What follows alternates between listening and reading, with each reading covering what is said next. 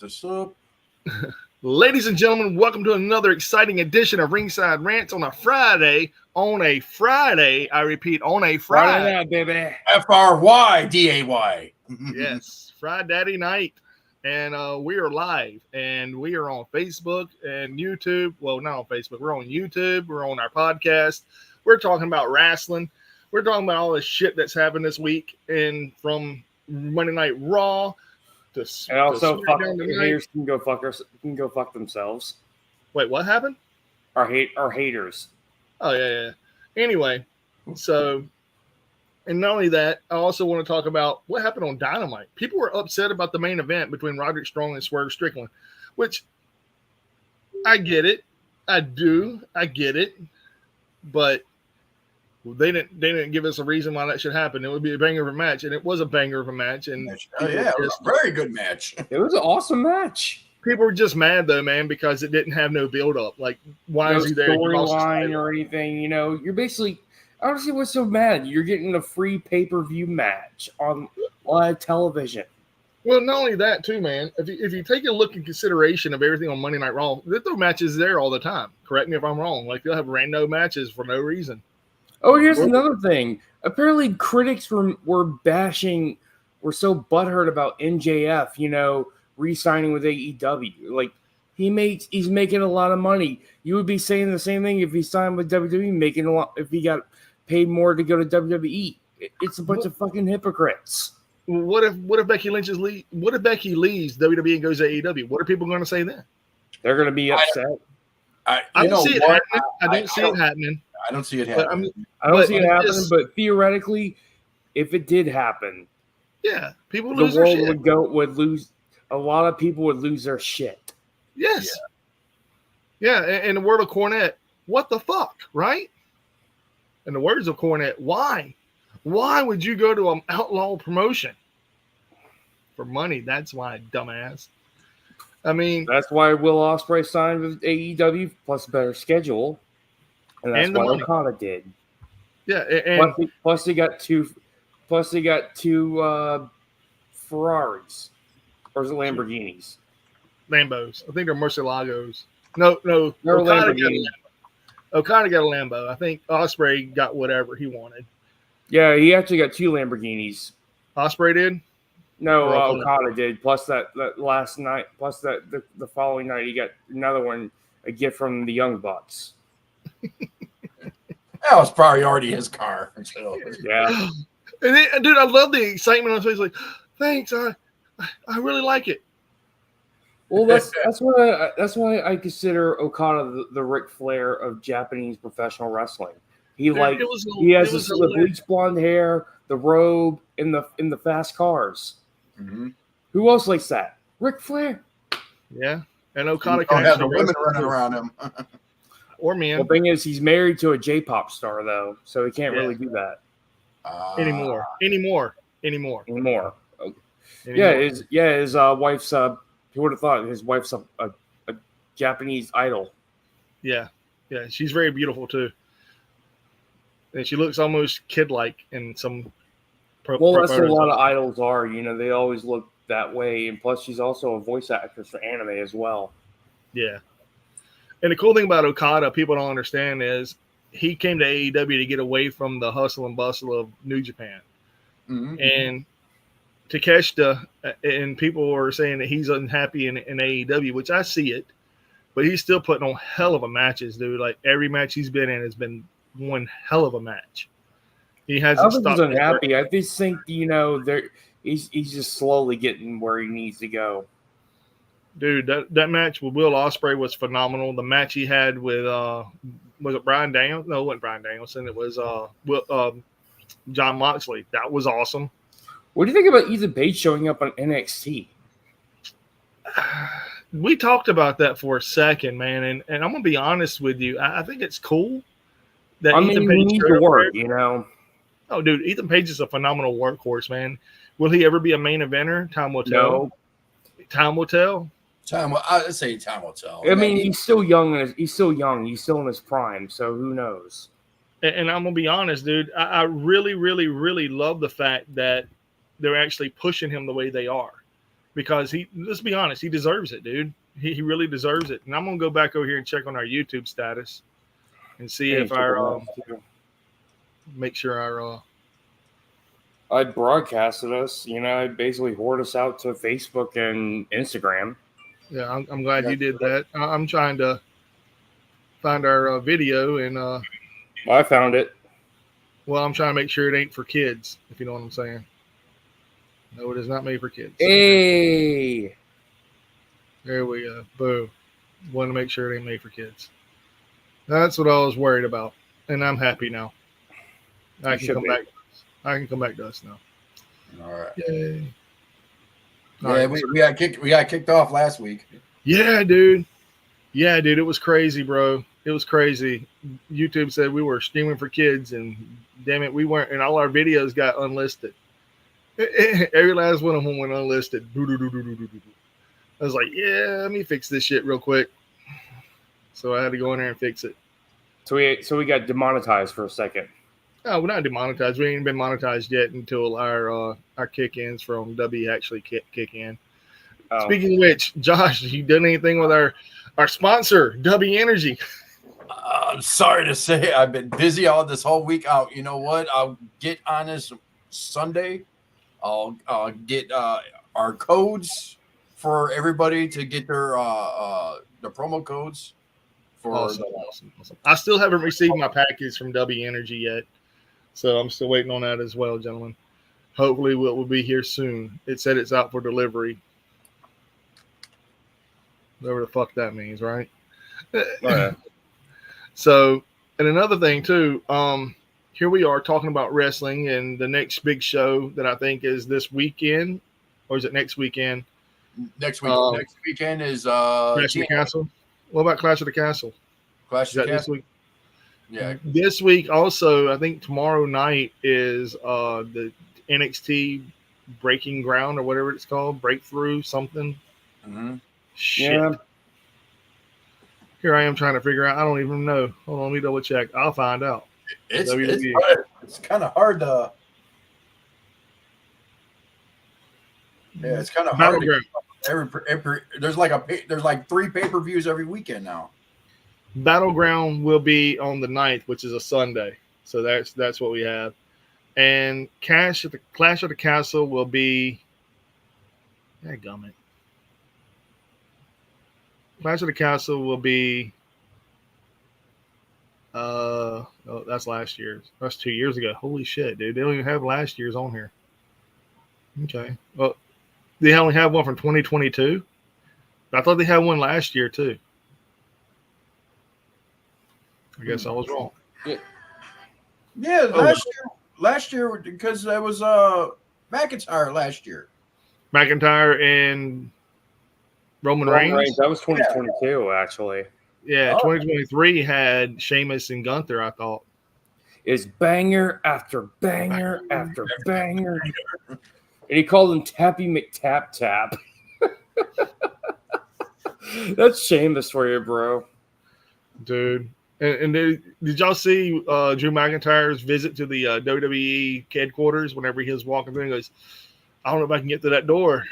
Oh, they just need a little tricep strength. I was like, that's pretty good. And it's kind of funny. Vince McMahon's no longer allowed in there. Ever. And that gym was designed for him. Yeah, which is crazy, man. I mean, he hadn't even been found guilty yet, and they're like, nope, you're not here no more. Well, technically, it's not his company anymore. No. So, I mean, they fucking Aerosmith his ass, you know? They Steven Tyler him? No, that what was it? A few years back, the drummer got really sick and he couldn't play for like he couldn't play on tour anymore or something like that. And then when he tried to come to the studio to get his stuff, they had security at the door say you're not welcome here anymore. Oh, that's fucked up. Yeah, so if you look, he's not on. Yeah, so basically he's out of They pushed him out of Aerosmith. Oh, that's all because he got sick. Yeah, you had the corona for life.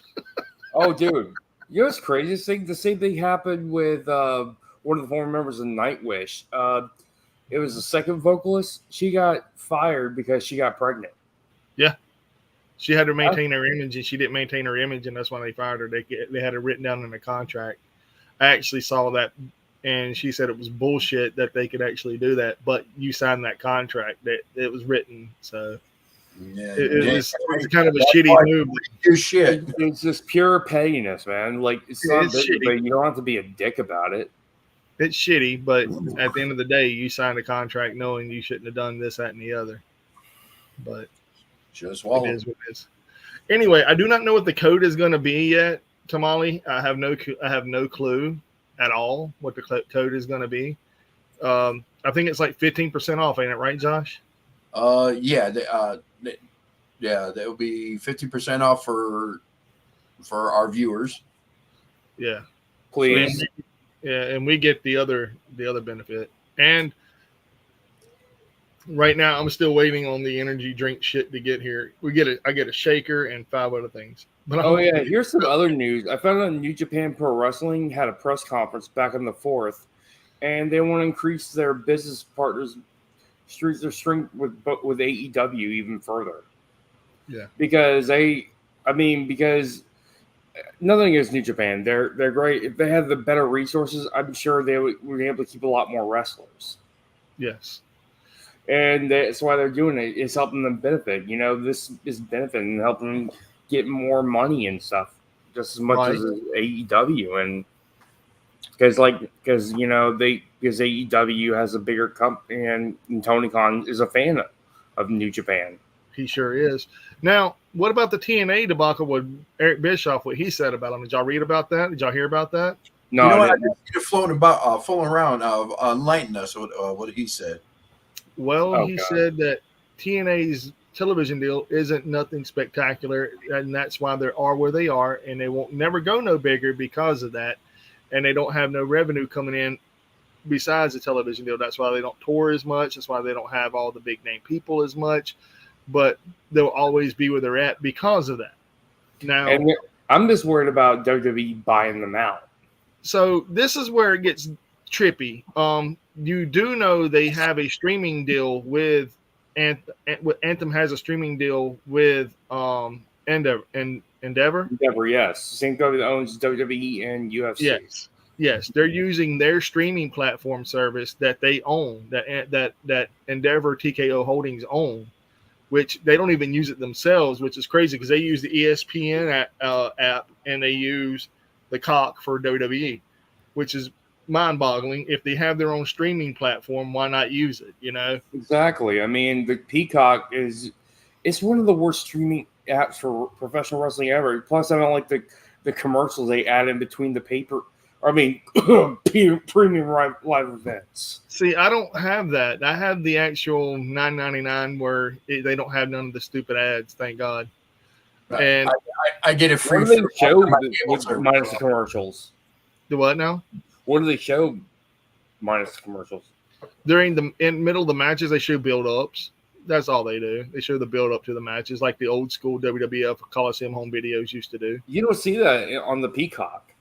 Mm-hmm. On like the regular one, you know, because that's what I liked about it. I miss those build-ups and everything, those promos. What they need to do is like stream Raw live. That's what they need to do. Do it like how AEW does it with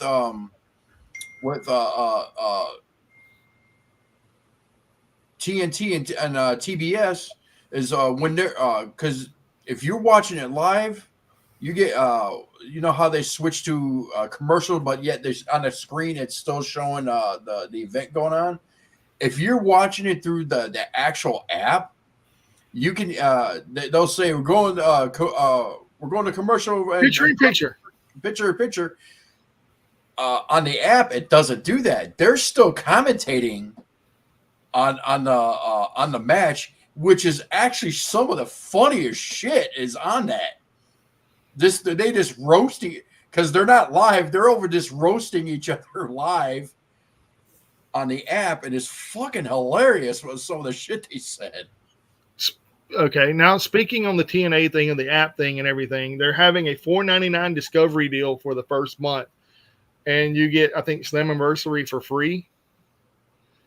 The only PPV this month that's coming up besides Against All Odds. You get Against All Odds as well, but this is a TNA Plus event, but you also get Slammiversary. And if you buy the $9.99 version of it, you don't get all the pay-per-views for free. You get them free, I think it's like 30 days later.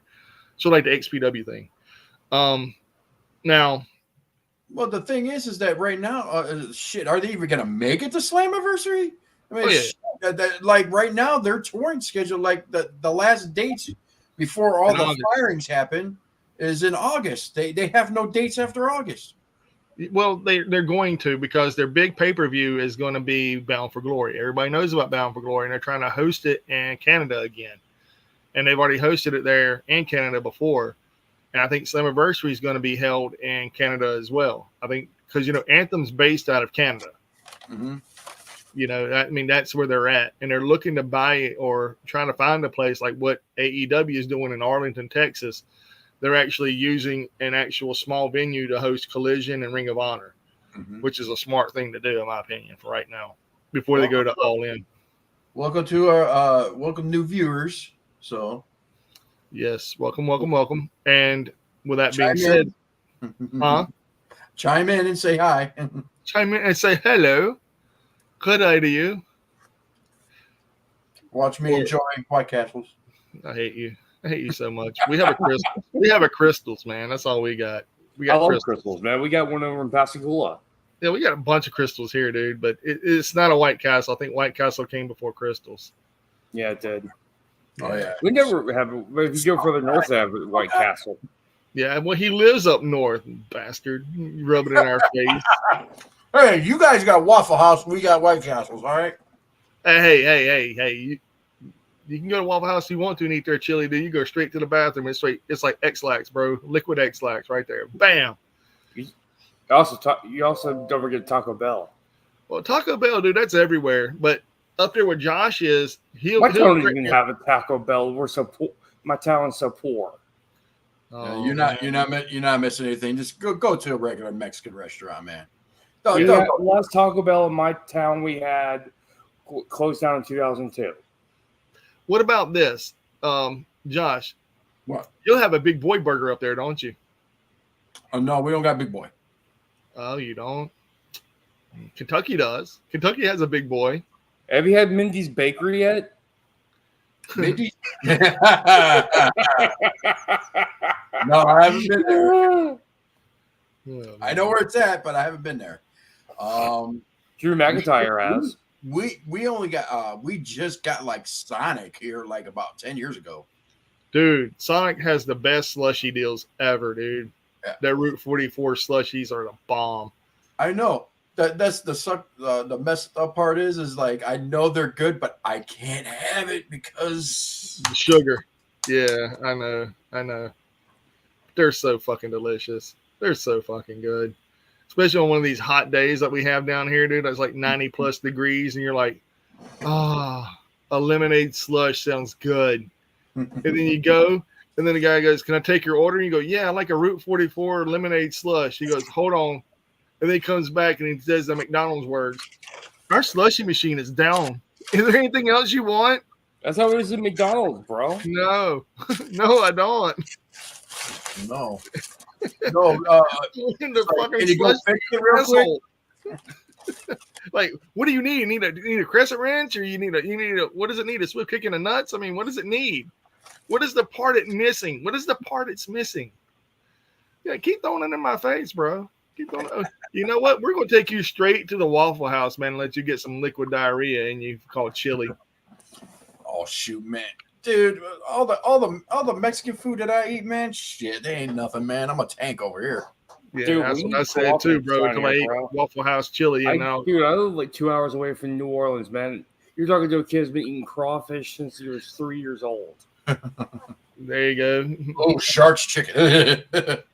Mud bugs. You've been eating mud bugs since you were 3 years old. I hear you there, Phil. Yeah, when you come up here, you see a Shark's. Then if you see a Shark's chicken, then you know you're in the hood. I'll leave it at that. Oh man, we got a crispy chicken down here, and they only in gas stations. Oh, the Dodge fried chicken is pretty good. God's fried chicken? You mean Chick-fil-A? No, Dodge fried chicken. Dodge store. Fried chicken and gasoline. Dodges are everywhere. We got 2 Chick-fil-A's. Oh, you got 2 Chick-fil-A's? You got God's chicken up there? We used to have a Chick-fil-A in what used to be the mall in my town, but they decided, the city council decided to destroy them all back in 10 years ago. Now, I have a question about your Shark's chicken. When you buy a bucket of chicken, does it come in a Shark's head? Out of curiosity. No. That's bullshit. Dude, they need to market that, dude. Put chicken inside of a shark's head, and like Jaws' mouth opening up and having a whole bucket of chicken in it. That would sell like cake. I'm telling you. Man, we're wait, the drive-thru where they're talking about. My babe chimed in. There's a Shark's chicken down the road from my house. Yes, but what was our experience there? Was it hood? I'll leave it at that. It was hood, huh? If you live in EC, it's the good. If you live in EC, it's the good hood. It's the good. Holy shit, man! I'm in a good part of my town, so. Yeah. I don't live in a hood. I got a suburb that says I'm not in the hood. Motherfucker, you in the hood? You just don't know it. You don't hear gunshots. No, you hear people complaining about their taxes, though. No, where I'm at is like I was like my street's at is like I'm in a good part. Then if you go like maybe about 3 blocks away from me, then we have problems. It depends on what street you on. That's the way it is in my city, man. Depends on what street you on. It goes good then hood. What is you guys the best place to eat at when you guys leave a wrestling show? Depending on where I'm at. Now, like whenever I was up there in Florence, they have this little bitty neighborhood. I call it downtown Florence. And they had a pizza shack. They had an Italian restaurant. They had a pub. They had like this hippie sandwich place right outside the venue that I was like, no, don't no weed in my sandwich. And then, or shrooms, if you know what I'm saying. They want no trippy shit. And then right across the street, there was like this big open bar place that had like a patio and all kinds of lights. And I was like, yeah, I don't have enough money to go there and eat.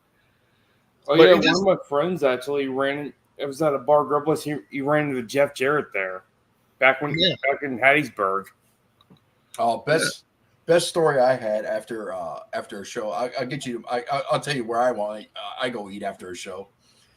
But this is like, chicken. No. This is before Jeff Jarrett got sober. When me and my cousin, we just came from WCW Nitro event. On coming home on the Skyway in Chicago, the infamous Skyway. If you don't know what it is, Google it. Then you'd be like, "You drive over that?" Yes, but we go over it, and at the time, like in the middle of this freeway, right before the toll booth, there's a McDonald's right there that you can pull to the side and get some McDonald's and all that. While we're passing by, we see a limousine pop up, and all of a sudden, Diamond Dallas Page jumps out to go get some McDonald's. Hell yeah! You're never too rich to eat McDonald's, bro. You see a lot of wrestlers eat at Waffle House when they're around our area. Well, down here, man, I see them eat a lot of Subway. I've seen them eat a lot of protein places and stuff like that, even seafood places, because they eat a lot of protein. Exactly. But get the muscles, man. Yeah. But the place,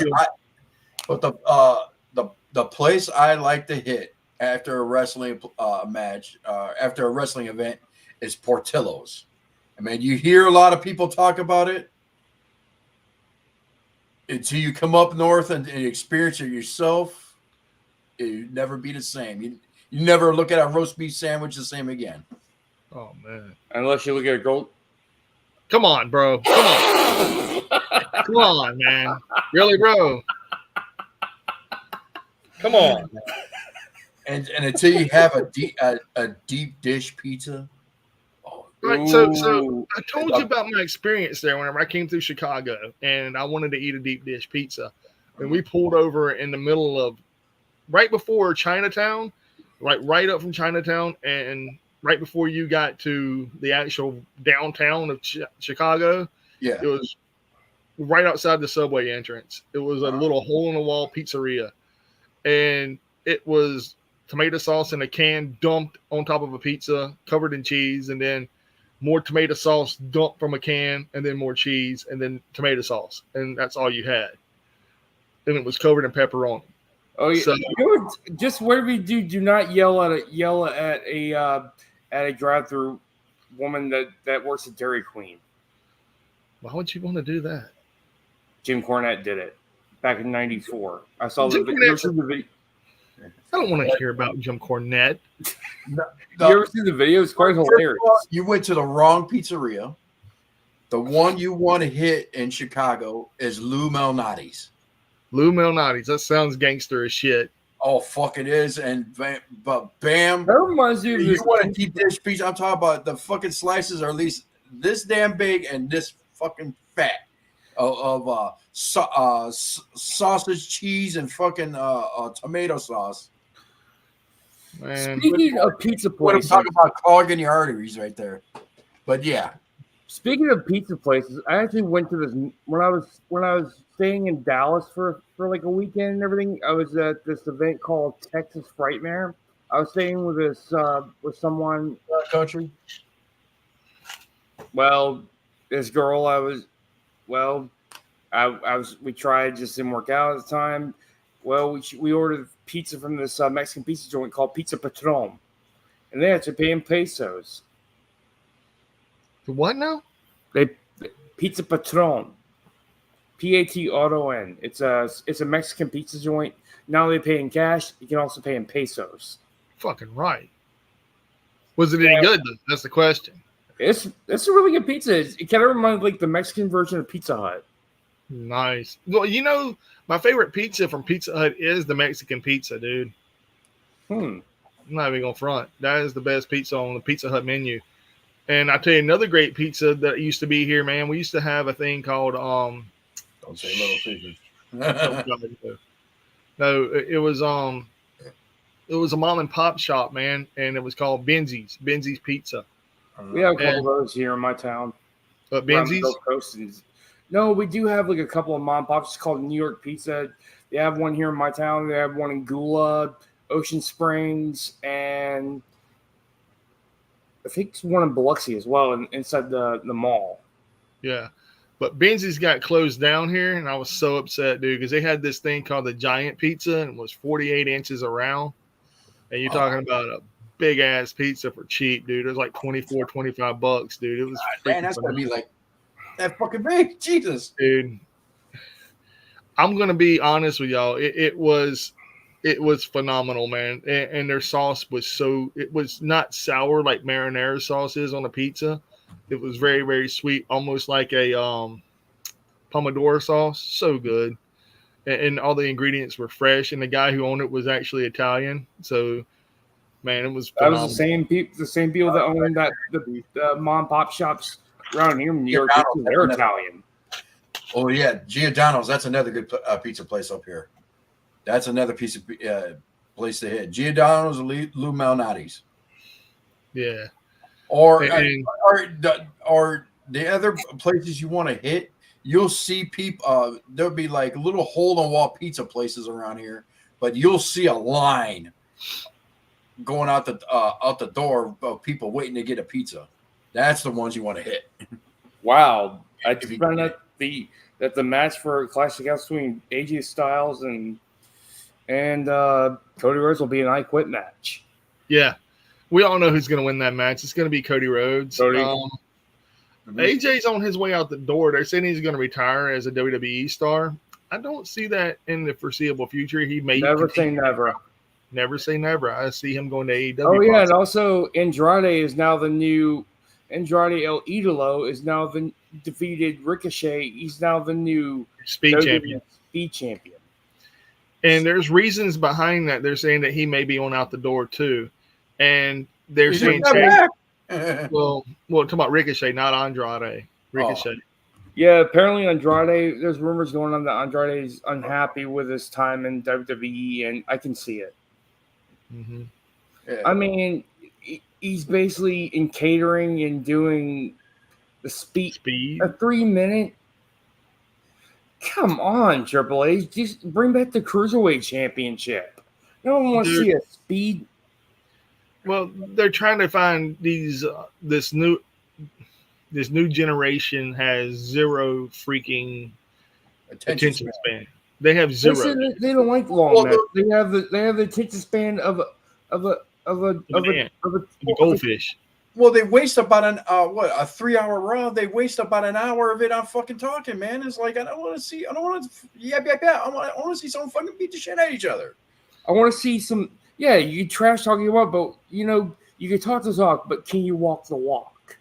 Well, the thing is, though, man, you got all these different aspects in wrestling, and you have all these people wanting certain things, and the majority of the IWC now hates AEW, and it's because of no storylines, or this don't make no sense, or why do they have this, and why are they paying this person so much money and they're not doing nothing with them, or why is this new toy over here doing whatever they want? Okay, cool. They're petty. Well, I mean, it's the fan, dude. It's like I've said 100 million times, the American wrestling fan is the most fickle motherfucker in God's green earth. We are. Right. We are. We can't be happy with nothing. Hell, I'm guilty of that shit from time to time. Whenever I'm watching GCW, I'm like, damn it, I wish there would be more something else. Or if I'm watching AEW, like this past when I watch New Japan or AEW, I just let it play out, because I just don't, because I actually trust the bookers a lot more than I do WWE, because it's nothing against WWE. It's the same formulaic bullshit. Well, WWE without this. Well, WWE has better booking. I will say that they have better storylines. Yeah, they do. They do, and their booking is a lot. It's a lot more tame. It's a lot easier to digest, I would say, because if you remember back in TNA days, after at the end of the Dixie Carter era, those storylines were long as shit and boring. They made no fucking sense unless you were a diehard fan and you could make heads and tails of the situation. I guess because I've been watching wrestling for over 30 odd years, off and off 30 years, that I can, predict. I can, have a lot more patience than most of these younger wrestling fans do. Oh yeah. And that's good though, man, because these newer generation of wrestling fans, I'm gonna be honest with you, my two nephews, man, they're 6 and 7. Their favorite wrestlers are Sting and Darby Allin, and Hangman Adam Page. I don't know how he got thrown in the mix, but he did. That's some good. Those are some good choices. They are. Like I said, they're 6 and 7. And when I told them Sting retired, one of them cried because he hadn't been watching it. He's been having to watch WWE because his mom don't have the TNT package. My little sister don't. Cheapskate. Anyway, boo. Yeah, that's what I told her too. And she said, "Well, they played the new WWE." I will. And I think it is true, and I think Meltzer does have a point though. I think with AEW, getting that Warner Stream deal, which they are most likely getting, a lot more fans will watch AEW because here's in the pay-per-views. Because here's the thing, I do agree with Meltzer. What Meltzer did say about it. I know you don't like Meltzer, but he did say a lot of people who can't afford those $50 pay-per-views hate AEW. They do. They really they despise it. I'm not going to spend my hard-earned money to watch a pay-per-view that only lasts a couple of hours. Dude, okay, it cool. Lasts 5 hours. And you pay $50, you get $10 an hour.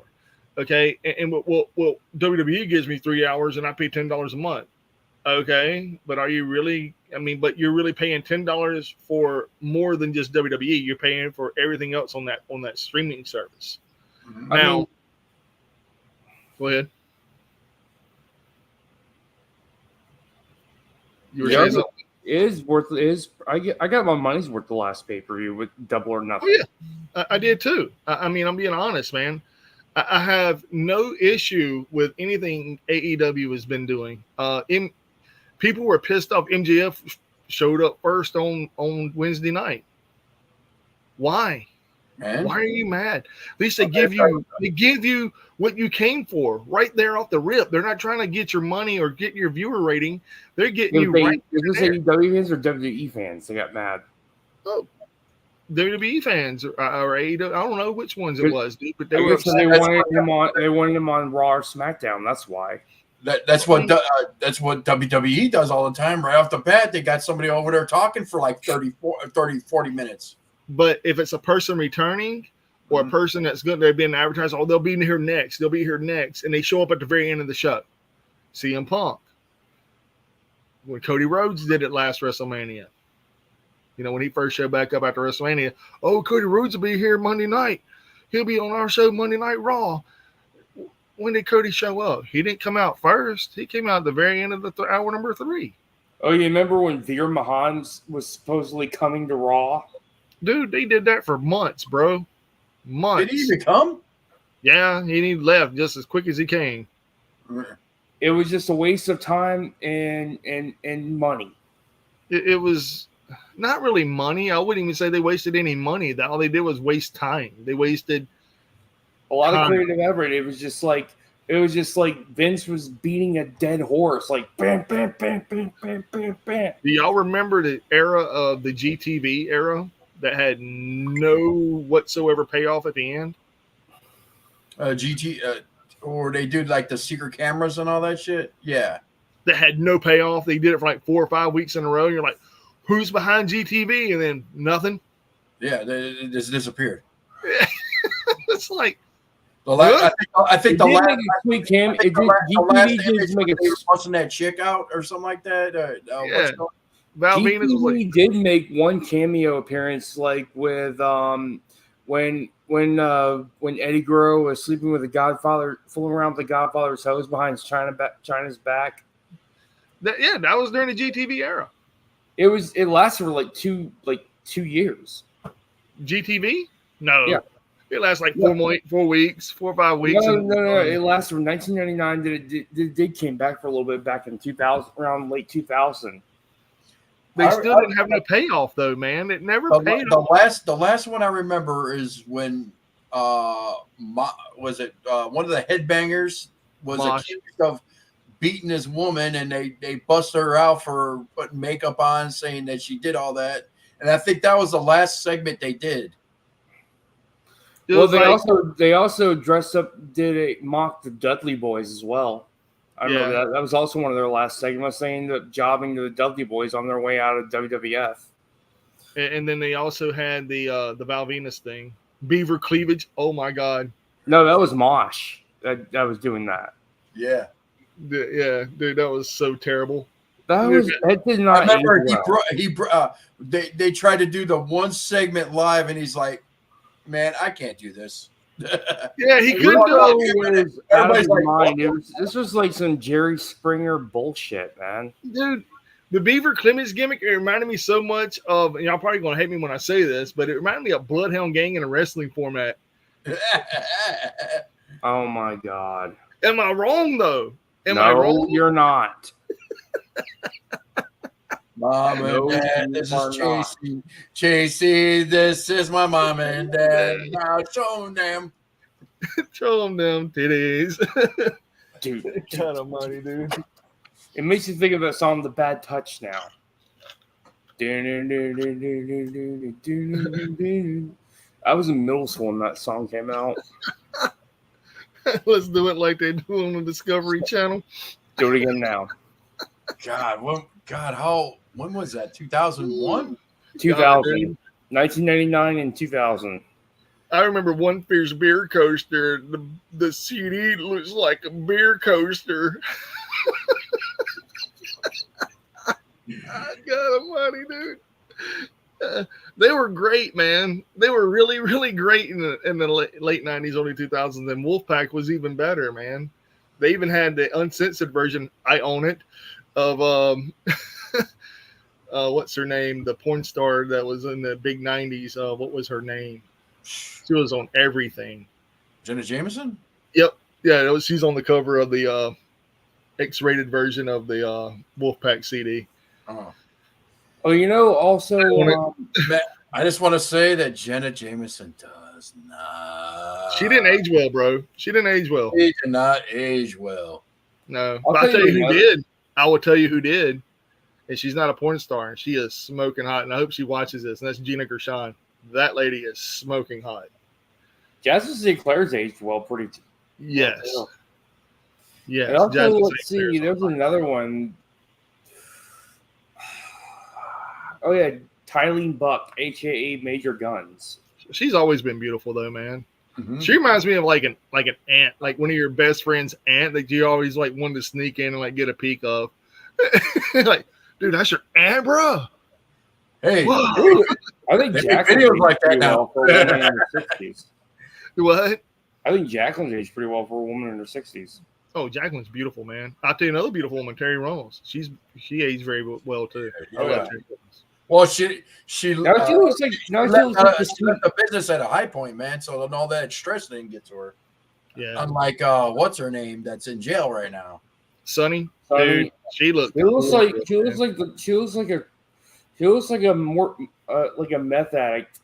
You know what she honestly reminds me of? I'm probably going to agree with this. You ever seen Trailer Parks and the lady that just Trailer Park Boys? Yes, I have. Okay, you ever seen the lady that had enough and her hair's always just wrong, and yet everybody wants to get with her because she has like the coolest car and the best looking house or the best looking trailer on the street? That's what Sunny reminds me of. Yeah, unfortunately, that's Sunny and She really let herself go. Unfortunately, Sunny and a Nugget. Sunny and a Nugget. That almost rhymes, doesn't it? Who's the one that still looks good to this day? Missy Hyatt. Missy Hyatt still looks good. Dude, Missy Hyatt and JR had a thing too. I don't know if y'all knew that or not. Oh, I believe it. Oh yeah, they did. And I used to live in a trailer park too. Don't feel bad whenever I was like really, real little. I barely remember it. My dad did. My mom goes to college, everybody. God almighty. All right, we get way off subject. So let's go back to wrestling, ladies and gentlemen. This is getting too crazy and insane, bro. We're from wrestling to pizza to well, and honestly though, man, where are we going to go eat after Carnage Cup, bro? That's what I want to know. I don't know. We got to talk to some of the locals. I am not talking to locals up there in that area, bro. How about Golden Corral? Is it just down there? They had one in Knoxville when I went last time I went to Tennessee. Well, we're not going to be in Knoxville. We're going to be in McKinney, wherever McKinney is. Where the hell's McKinney? It's in Tennessee, dude. Buttfuck Egypt, Tennessee. Tennessee, bro. It is McKenzie, Tennessee. I'm sorry. It's all. So it's in the bumfuck of nowhere. It's 5300 Hinkledale Road, McKenzie, Tennessee, 38201. I'm looking at the map as we're speaking.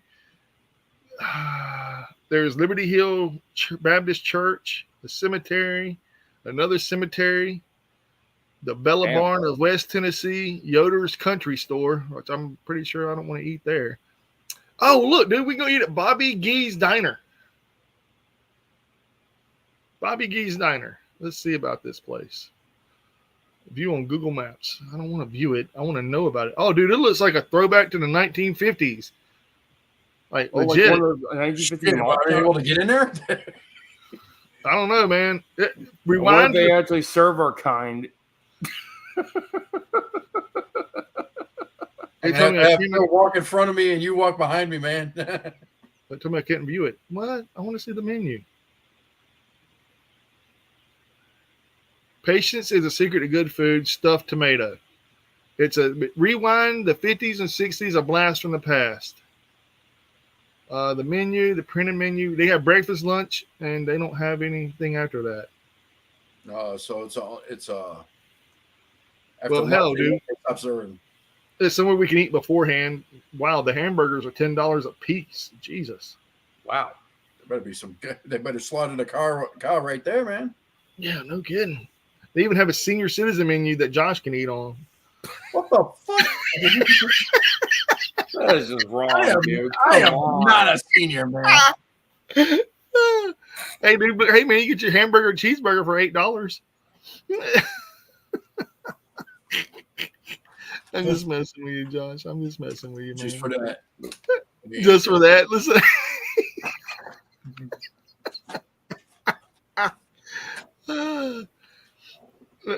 Yeah, McKinney is in Texas, so yeah, I do apologize. It's called McKenzie, Tennessee, and I'm here bullshitting. Honestly, I'm just bullshitting. But yeah, there's Bobby Gee's Diner. Mm-hmm. There's the Wagging Tail Salon, Wagging Tail Groomers. I'm sorry. Use Control Plus. I don't want to use Control. We'll hit that. Oh, dude, we can go hit the Antique Mall. This is right down the road. Hey. Yeah, this is probably some good collectibles over there. Hey, look, they got Chris's Auto Repair in case our shit breaks down. So R&H Plumbing. We can drop. So we don't get stuck in Memphis. Yeah, hey, Mike, would it be right if I I won't get stuck you? Yeah, you can do that. You know, huh? Yeah, you can do that. Cool. You can definitely do that. There's Chandler Music, way the fuck out here. McKenzie Valve and Machining. I always love a good music store. Yeah, Cars, Chris's Auto Repair Shop. Yeah, dude, there is nothing around this place at all, bro. There is zero to eat. There's Allen Storage. There's a sanitation department. Oh, dude, there's a TNT barbecue. Hey, let's see if they're open. Hey, this is what we're doing, ladies and gentlemen. We're trying to figure out what we're going to eat when we go there in October. And they do not have a. Hey, you had 6 people watching. Hey, how's it going, everybody? How y'all doing? Oh, dude, they have an Old West Steakhouse too in El Velarda. We can eat the El Velarda Mexican restaurant. We're talking wrestling, gasoline, and chicken, man. Yeah. Oh, do they even have Old West restaurants? Do they have a website? Handmade pizzas. I thought this was a steakhouse. What? They only have pizza? This is bullshit. They'll call yourself a steakhouse and have pizza. The hell's the matter with them? I always wanted to go to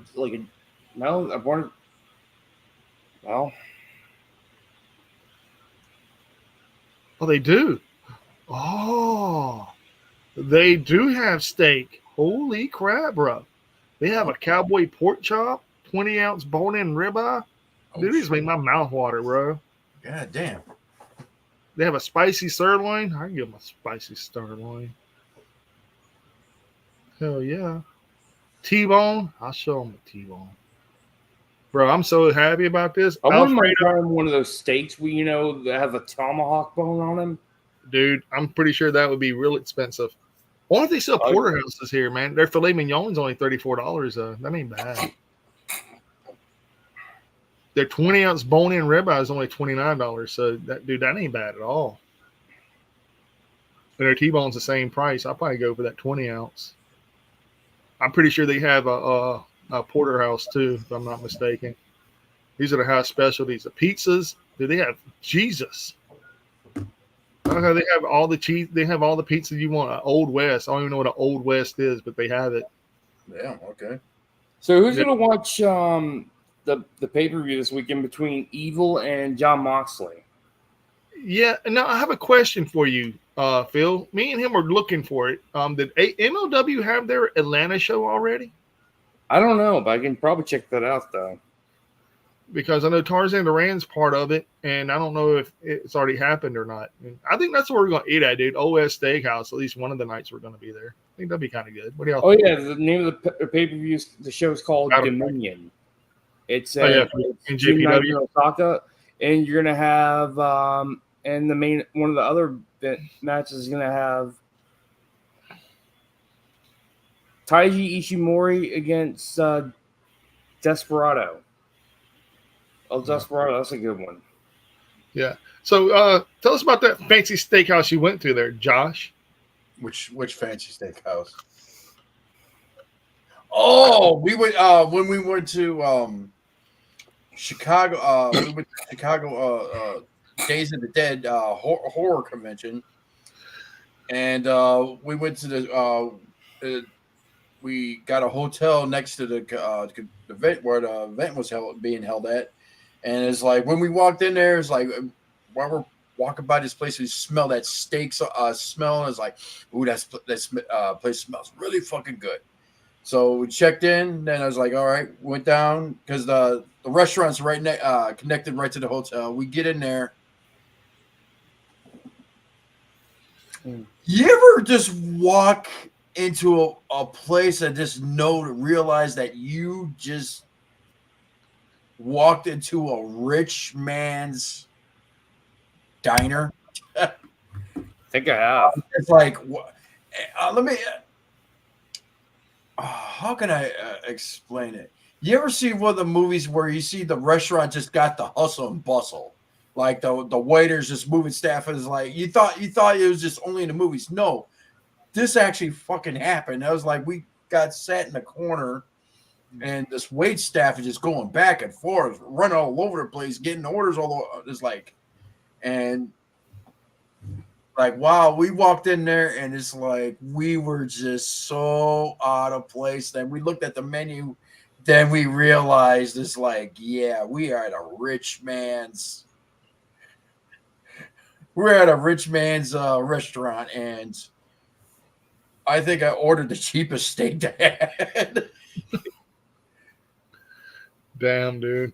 Yeah, she just said that you were wearing a t-shirt and jeans, and she was dressed like a hooker. Basically, well, we just came from a horror. Well, lucky enough, the good part was is that there had a tattoo convention across the street as well. So it was like a horror convention, a tattoo convention. So it was a collective crowd, but I guarantee if that wasn't going on, if we walked in there like the way we were, we would have been straight up out of place, man. It's like wow. Speaking of which, is there any good GCW shows coming on this weekend? There was 2 last weekend. We did one of the matches. Actually, we did almost 2 matches. Iron Mance Warner is now the GCW champion.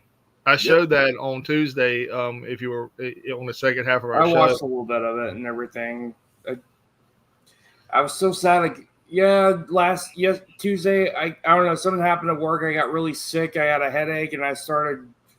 You had the feeling well, ladies and gentlemen. So I'm glad to be back after that. I miss everybody, and I miss doing this. And I'm glad to be back. I missed you, bro. Hey, that's why I asked you. You want to do it Friday? And you said yeah. And Josh said he was down too. So I'm glad to be back. I'm sure Miss Ashley. What is she going by now? She's going by Vira Lestrange. I like that name. It's a lot better than Ashley. Yeah. It seems like a more of an evolution how she's growing as a wrestler and everything too, from what I've seen. She really is, dude. She really is. I'm proud of her. Me too. So, MLW, I guess it's over with. I don't know. Did Twitter? I can see if they did a show. I can probably look up on Google and find out. Yeah, it was done 6 days ago. So, yeah, it was last weekend. But it should have been on Triller TV. Is Kojima still the MLW champion? Who? Kojima? Yeah, he's double champion. He's double champion. Oh, my. Yeah. Oh, my. Yeah, he's double champion. Oh, there it is, though. Oh, it's the preview. Who's that? Hello. That's Mariah May and Mina Shirakawa. Actually, she's wrestling tonight. Yeah. Yeah, she's wrestling against the Deebs. Yeah, she should win that. Well, if anyone's taking her to school, it ought to be the woman of 1,000 holds.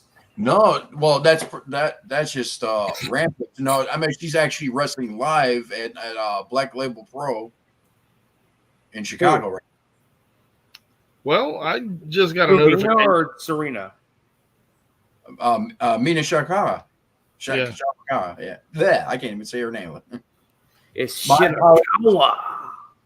No, he should be sponsored by Head and Shoulders. There is nothing else about it. He should be sponsored by Head and Shoulders. Literally. Me? Yeah. You should have Yeah, you should have little Troy Polamalu doing commercials in your head. I actually put on some mane and tail shampoo and some conditioner. But okay, what's the breaking news? What do we got? What do we got? Well, it ain't nothing to do with wrestling. It has something to do with my local area. Our one of our big chains, our big department stores are closing down. JCPenney here in Mobile is closing down. Oh shoot, ours closed down a while ago. Yeah, lucky. Well, let's see that when someone found out that Andrade won and El Idolo won the speed championship, someone put a sad face on there. Because it's like, I mean, the belt's like a participation trophy. No. 24/7 is the precipitation. It's okay. That's the runner-up. Okay. No. The speed championship is more like, hey, we don't have nothing for you, and we don't want to put you in catering. 3 minutes, basically, for ADD kids who have short distance who hate wrestling. It's like you left AEW for this bullshit. I'm like, yeah, really, bro. And you're he actually misses those bangers he had. I bet he does. Hold on one second. Our this hour's over. Okay. And what should I say this as? Places we will eat. And he wrestled Carl Anderson at one of the matches. Food, gasoline, and wrestling. There you go. There we go. Food, gasoline, and wrestling. This is like one of the funnest episodes we've done so far. I love it. Entertaining. Man. I mean, we're all over the place because that's where we should be. I mean, hell, we're a bunch of damn individuals, and it should be about everything, man. In general, well, if you look at food is a big part of everything. You know, food's life. Oh, food is. You know, without food, we can't wrestle. The wrestlers can't wrestle. So therefore, the food is relevant. It's always going to be relevant because protein fuels our body, be it fish, nuts, peanuts, beef, chicken. And he looked up when I said nuts. Oh man! And what else will fuel us? W energy drinks. W energy drinks, yes sir, yes sir. Oh yeah, I'm being paged here, gentlemen. I wonder if we're going to be sponsored by Magic Spoon eventually. Who us? I don't know. Magic Spoon. That'd be interesting. I like Magic Spoon cereal. They're expensive as hell at the grocery store, but they're good. What, Magic Spoons? Yes. Magic Spoon cereal. They have cereal? Yeah, Magic Spoon cereal, yes. When the fuck did they get? I know Magic Spoons like turn color in milk. That's the kind of Magic Spoon I miss. And what the hell kind of cereal are they doing? Is that sort of like the Magic Mouse cereal kind of thing? Look it up. It's Magic Spoon cereal. It's like a health cereal. It's a healthy version of it's a healthy alternative to the regular cereal that you get at the grocery stores. Like there's no sugar. Oh, I've seen those, dude. Yeah, I've seen those.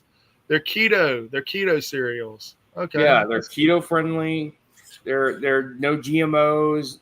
No, they're gluten free as well, for what I've seen. Okay. Zero sugar. Okay.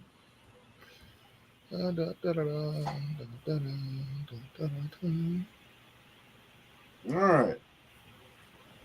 So, what else is going on in the world of professional wrestling? Well, I know there's a new documentary of the fall of. Oh yeah, the death of who killed WCW. I haven't watched it yet. It came out on Vice this past Tuesday. I haven't watched it yet either, but I did hear a lot of negative about it. Period. What I've seen, some person quoted about it saying, watching the death of WCW is like watching the guys. It's like watching the guys who killed Caesar and talking about how they killed Caesar. Yeah, and I mean it's. Well, everybody thought Caesar was gay for the longest time, and then it came out that he really wasn't gay. He just. I mean, he slept with Cleopatra. I mean, who didn't sleep with Cleopatra, dude? She was like awesome, She was one of the world's history's first sex symbol. Yeah. I don't know, man. I think Eve was. I really do. I think Eve was probably the first sex symbol. Who? Eve. Like, how do we know that? well, you know what? That's a totally different subject that we don't delve in this program. Dude, I mean, we're getting deep on some bullshit tonight, brother. So, yeah, you're right. I mean, I'm just sitting here spitting some bullshit, man. I'm having fun. But so regardless of the sex symbols or whatever, but any of that. Now here we were talking about food, wrestling, and then we got into history shit, which is crazy. No. Then you were going all because I mentioned how we're about to delve into this totally different subject. I was like, we need to cut that right. Yeah, because someone on Twitter compared to that documentary, like listening to the guys that killed Caesar talk, about how they killed Caesar and how they planned it. Well, I mean, it's like they killed themselves, man. They killed themselves. Well, it's with Eric Bischoff. Well, when they started becoming successful, first it went high. You had it was running good. All of a sudden, the invasion of the outsiders. That was good. And it's like then you had the NWO born, and it was riding high. Then all of a sudden, it's like one day you look and there's like half the locker room's NWO. Is like how do you get a fight against that? Then because people got tired of getting their ass whooped every damn week for no damn reason, and they were just trying to get a paycheck. Then guys got their ass beat by NWO members, including Chris Jericho. Then you got an assholes telling the commentators, "Hey, give the matches away." Then one day is like one day was the wrong day to do it because everybody said, "Oh, I want to see this." Click. I want to see if they were right. That's what most of it was to see if they were telling the truth or not. I thought it was pretty funny. Then you got the wrestler that had creative control over his character that fucked everybody over. Hogan. Yeah, and then what else? Then you had the finger poke of doom, Which again, Hogan. Yeah. Let's see the incident where he didn't want to drop the belt to Booker T. Oh, dude, he didn't want to drop the belt to no fucking body. He barely dropped the belt to damn Goldberg. He had to be told 3 times why it was a good idea. Uh-huh. So, and not only that, your homeboy man says that he has a YouTube channel in August, and we don't have to watch his videos, but he appreciated a sub from us, and you got it. 100%, no problem, man. We got you. Send a link, man. Send us a link. Yeah, you can post it in our chats, and anytime you feel like it as well, brother. You're good here. It's a family here. But I want to give a shout out to my buddy who does comics as well. He's got a big battle brewing. You might like this. Well, both of y'all might like this little bit of news. Brian Pulido is going to war against the Wheelers. And if you don't know who the Wheelers are, you can Google them if you want to. It's Mindy and Mike Wheeler. My buddy LP, who does Niobe Comics, he's been trying to fight these douchebags for 4.5 to 5 years. And now Brian Pulido's gotten in on it, and because they supposedly did some work for Pulido. It's pretty big shit. And if you're all interested in that crazy nonsensical bullshit like I am, check them out. And fuck the Wheelers. Fuck those pieces of douchebag shit. Speaking of apparently Tony Khan. Speaking of other signees, there's a rumor going on that Tony Khan's trying to get the Marshall and Lance Von Erich. Yes, very much so. AEW. Also, new signing. Good for them. Very good. New signing was revealed last Wednesday as well. Alicia Atout is now All Elite. What? Yeah. Ooh. Alicia Atout. If you do not know who she is, Google her. She is amazing. She worked for MLW for a little while, and now she works for All Elite Wrestling, and she is dating the former AEW World Champion. Samoa Joe. Maxwell Jacob Friedman. Nice. And everybody's saying that she got her job. Actually has some history in MLW. Mm-hmm. And they're saying, "Oh, she got her job because of her man." Dude, she's good. How you think Renee Paquette got her job there? And she's good at her job. She's good at her fucking job, dude. I mean, look, even TBS loves Renee. Even Time Warner loves Renee Paquette. TBS, Warner Bros. Discovery loved Renee Paquette. Dude, they're doing all kinds of things together, man. They're doing a meal and a match. She basically for people who like food and wrestling. Yes, it's like dinner and a movie for wrestling fans. Yes, which they are bringing back dinner and a movie with Jason. I know that with Jason Biggs as the host of American Pie, and I was like, I miss dinner and a movie. Dude, everybody misses dinner and a movie. He's awesome. I also like the TNT. Well, you can watch that on Shudder though. Mm-hmm. But Joe Bob's the drive-in. Yeah, the last drive-in with Joe Bob Briggs, which basically Joe Bob Briggs. it's basically your Monster Vision. Yes, and I love that show. The best thing about it, it's uncut, uncensored. Yeah, and not only that, dude, you also got what is that other thing I was thinking to say? MeTV even has something there with Svengoolie. Svengoolie, yeah. Svengoolie, yeah. Svengoolie. Yes. You know what's interesting though? I've been watching him since I was a little kid, man. Svengoolie's also a wrestling fan too. So is Darcy the Mail Girl and Joe Bob because they had Danhausen and Chris Jericho on the show. Do y'all know who the original? I want to hold up for a second. Hold that thought. You actually guys had Svengoolie. I thought he was just a local Chicago thing. I didn't know you guys got broadcasted down there. Got that broadcasted down there. Mm-hmm. Yeah, MeTV. Well, that's MeTV, but this I'm talking about. I've been watching him since I was a kid. I've been watching him since the 80s. Well, back in the day, we had to watch it on like a different broadcasting channel, and it wasn't on MeTV.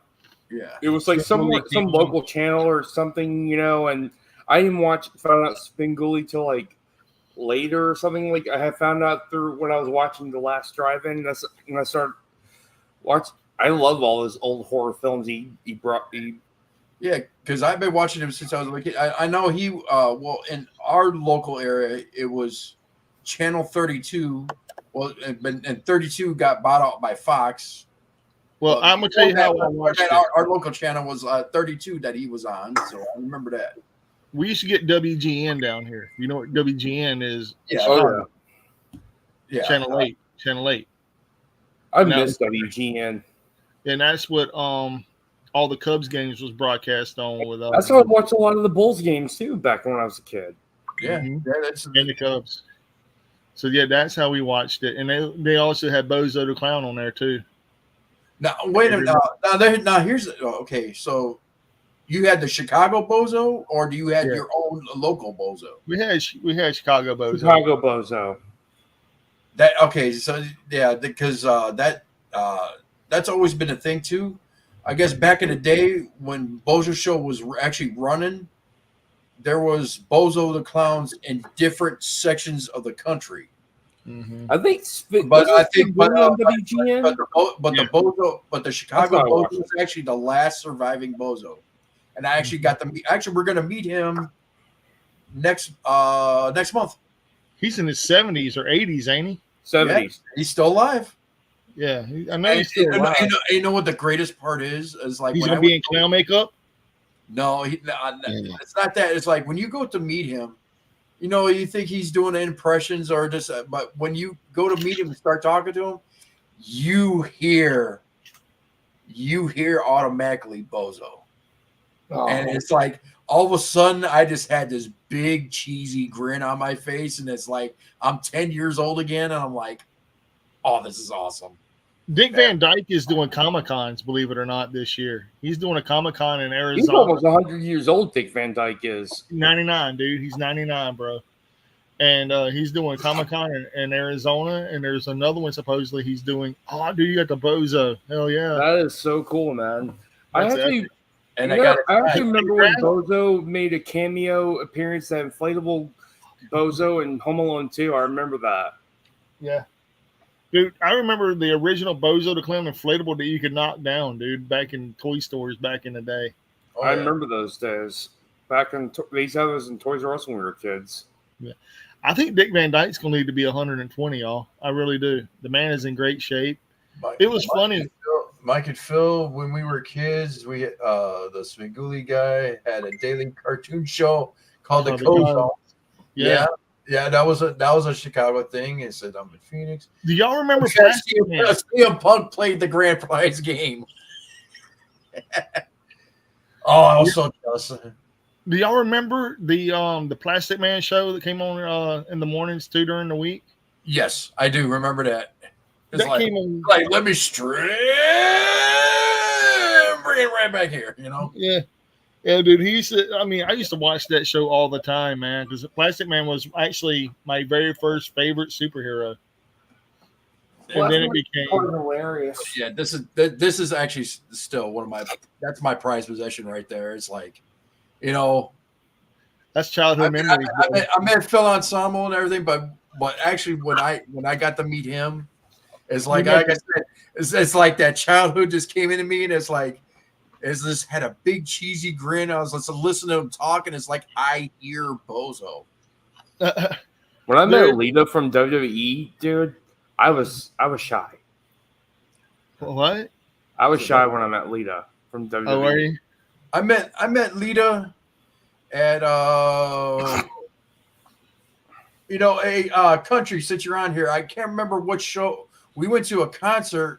And Lita was there signing autographs. I don't remember if it was Mayhem Fest or Ozfest. So it was probably her band there too, though, because she was a leader in the band too.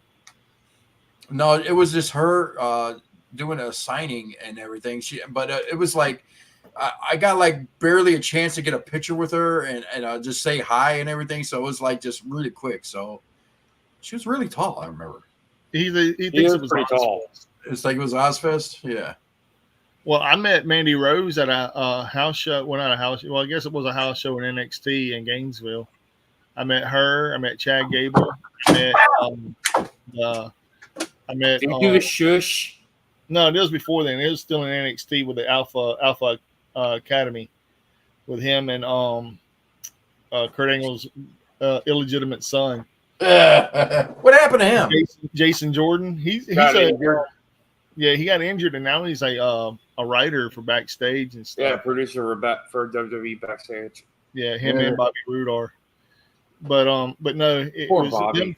Them two. I met Drake Younger, also when he was a referee at NXT, and I met Mandy Rose. I met Nia Jax. Your Peach. Oh yeah. Yeah. Otis. Yeah. I didn't meet Otis, man. This is like in 2015 when I was there, man. I met half of the Street Profits. Montez Ford or Angelo Dawkins? Angelo Dawkins when he was by himself. I met the Revival. The Revival was going against Murphy and Matthews. So you met FTR. Yeah. Yeah. Oh, okay. So now this guy just brought back some hateful memories right here. When I first met Josh, we played WCW Nitro on PS1, and I kept spamming the Irish Whip. Dude, that was the easiest move to do. Yes. Man, it was pissing me off. I was like, I'm over here killing everybody else in this game. He just kept, it just came out of nowhere. It was like he was a friend of a friend. And all of a sudden he comes, is like, "Hey, you playing this? I like wrestling too." Like, "Oh, here's." They kept doing it. I'm like, "What the fuck?" I keep selecting different wrestlers. Keep doing the same damn move. Like, "What the fuck?" Like, "God damn it, get out of my room!" And we've been best friends ever since. You guys want to review a match tonight? Well, yes. I mean, we were supposed to for Hanna. Yeah. Hanna Kimura. Yeah, let's do that. Yeah, well, let's do it then. Waiting on you. All right. Find a good link and send it to him so we can. Or I can try to bring it up on his screen too if he wants me to. I really do it on yours. Okay. I don't know how to do it yet. Well, all I do is share screen and I can go to you. I'm actually going to right now. It's here's one where she wrestles here's one where she wrestles Kairi Sane. Uh-huh. All right, cool. I'm going to YouTube as we speak on our channel. So, and you know what? We'll review that match Tuesday. Which match? Steiner's versus the Heavenly Bodies. He actually sent me talked about this. So okay. You'll send it. Well, we'll do that. Well, depends how fast this match is. Well, might pull that one up too. But yeah.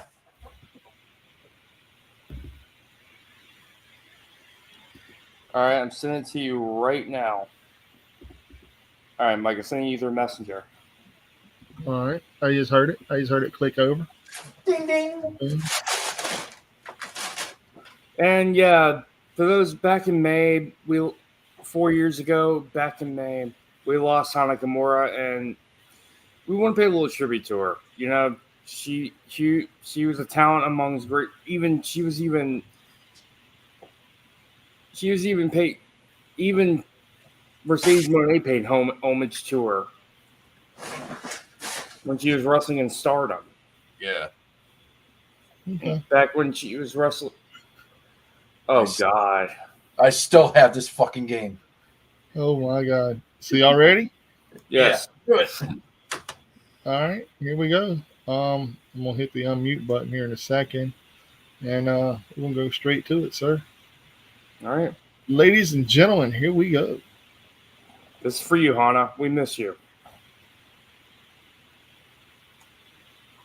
Boom. Boom. Y'all ready?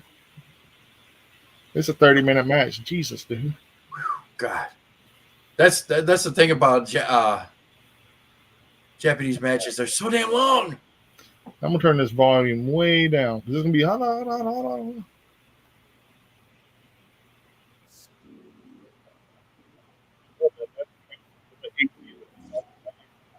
Oh, good graphics. 80s graphics from HBO. Yeah.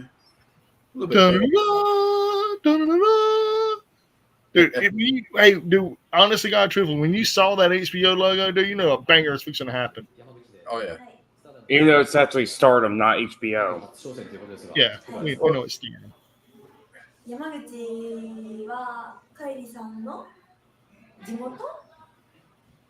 How young she was. Yeah. Well, this happened. I think this is before she left for WWE. Kairi? This ain't Kairi. That's Kairi. There's Kairi. This is before she left for WWE. No, this is when she came back. She left WWE and came back.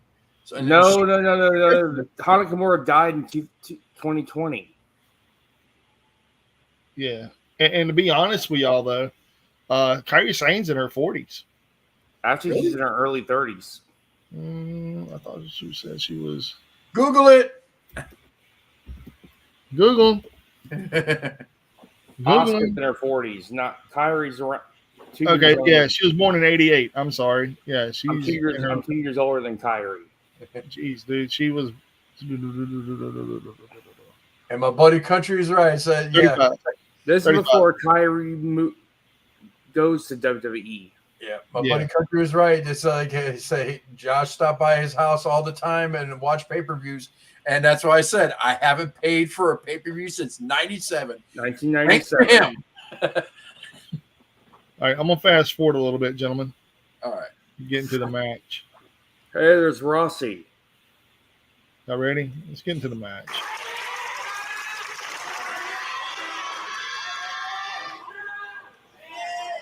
Look how tiny Kyrie is. Yeah. Well, she's like 5'0". She's pretty tough for a woman her height. All right, man. We're gonna get to the match. How about that? All right.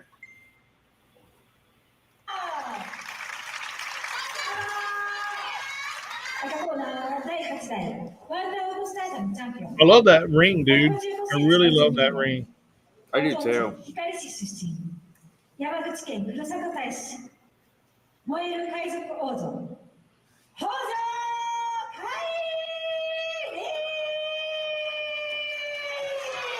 Kyrie Hojo.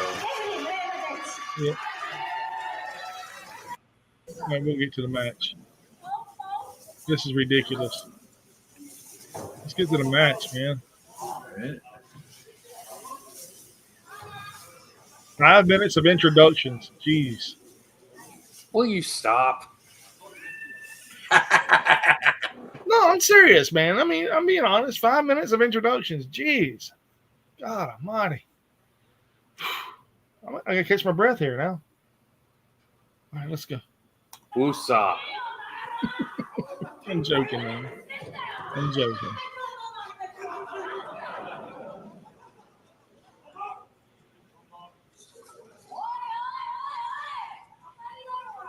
Still, we're nowhere near getting into the action. Be patient. I'm being patient. It's over 5 minutes already and no action.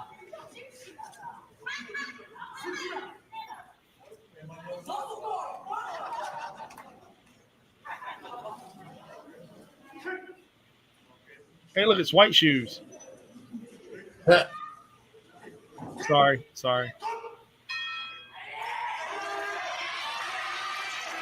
Rest in peace, Hanna. This is probably one of the best matches. Turn it up.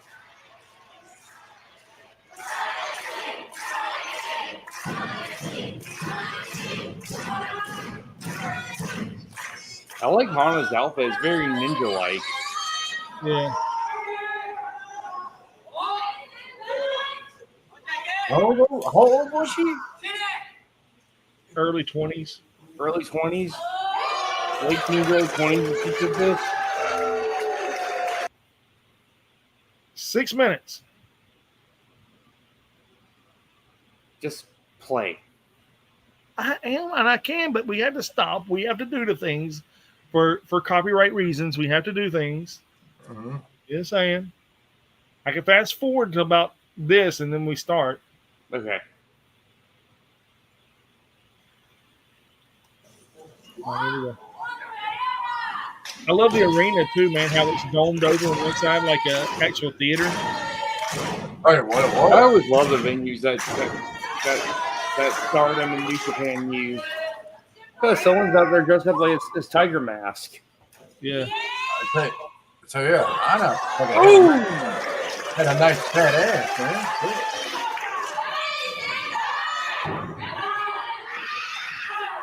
Now they're trading receipts. There's your receipt. The cool thing about Hanna and Kyrie. Yeah, they're both trading receipts towards each other. Yeah.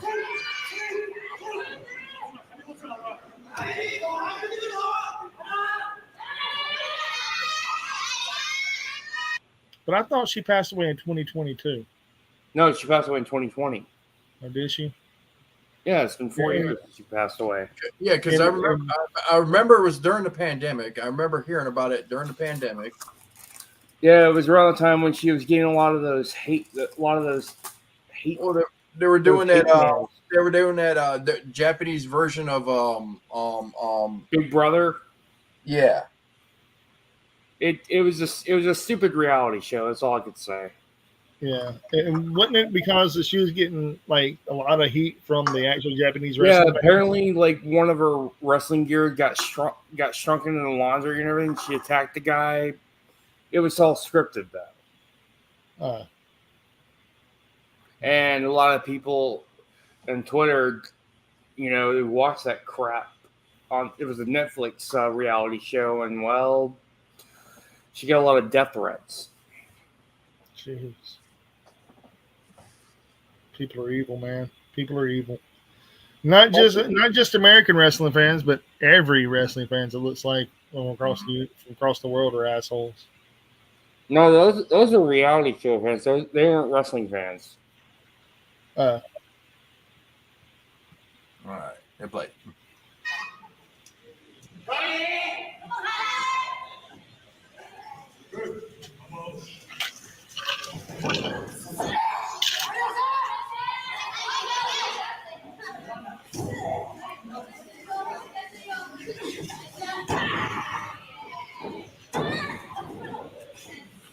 No commentary. I love that.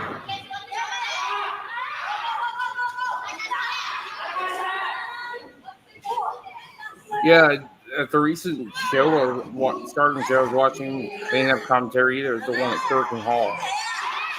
Nice.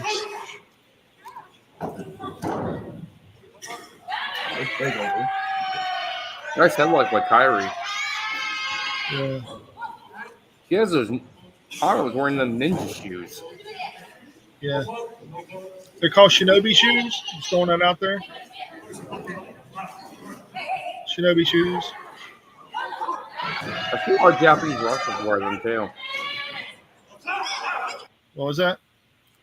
I think Hayabusa wore those type of shoes as well while wrestling. The Shinobi shoes? Yes. Oh, yeah. Especially the fact he's a high flyer. He moves like a fucking ninja. Maybe wrestling people as well. Very much so. I mean, a lot of people, even Muda wore them for a little while too. Oh, yeah. A lot of the good Japanese greats wore them. I think some like foreigners wore them too, because they helped them get their foot a lot better move in the ring a little bit. What I've heard. Didn't was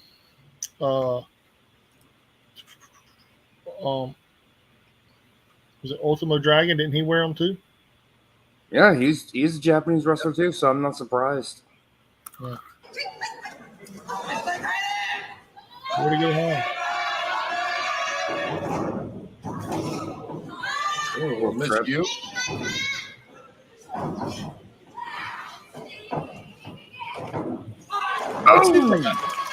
Is the ring bigger, or are they just the tiny women? That's a big ring.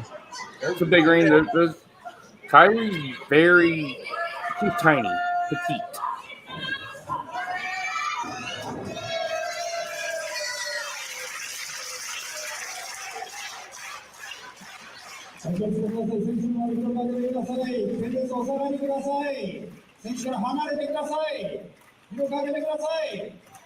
Kyrie's gonna go for I love when she does high flying maneuvers. Mm-hmm. Even the fans are getting into it. I love that. Oh! Those are some of the other Stardom wrestlers in the crowd. They're stumping on. It's like a lumberjack match, bro. I don't know if it was a lumberjack match or what, man, but Lumberjill. Yeah, lumberjill matches. Thank you for correcting me. Yeah. Unlike Bully Ray, I actually glad you corrected me. Mm-hmm. Yeah, it's a women's lumber match. There we go. The lumberjill match. Yeah, because I remember it was Swerve corrected Bully Ray on Busted Open. Busted Open. Yeah, he didn't like that very much. We don't do PLEs. We do pay-per-views. PLE pay-per-view. They were corrected me, and Mark Henry was just laughing his ass off about it. Because it's funny. It's hilarious. Because it's the true story. I mean, if you think about it, AEW, you do have to pay for it. You literally had to pay for their pay-per-view. You literally had to pay for it. And they were answering him. Okay, yeah, we do. Shut up, Josh. Josh, shut up. Josh, breathe. Oh, you know what I'm saying, man. Yeah, I know. All right. You get it. All right, you all ready? On the show. Wow, whoever that was just got slammed head first in the mat.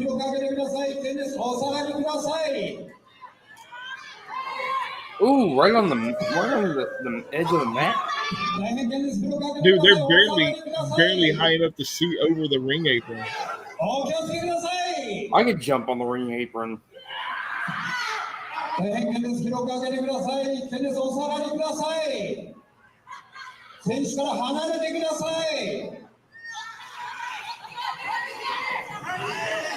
Choking her out with her own star. I love it. Knocking her and everything. I love it. Not only Hanna Kimura was also close with Kyrie, she's also close with Io and her sister Mio. Also Konami and Julia as well. Look at all those empty seats. See, so I have a question. People bitch about AEW's attendance, correct? Yeah. What about this shit? There is nobody in attendance. There's empty seats every fucking way. There's empty seats at the Stardom show, bro. This is Stardom. The last Stardom show I was watching from the one in Meenum, but you know what I'm talking about. There's even empty seats in New Japan, it's at small arenas. Yeah, and I love that, dude. I love the fact that there's empty seats in it. You know why? Because it just says that we can go there and get a ticket easily if we were in Japan. Just saying.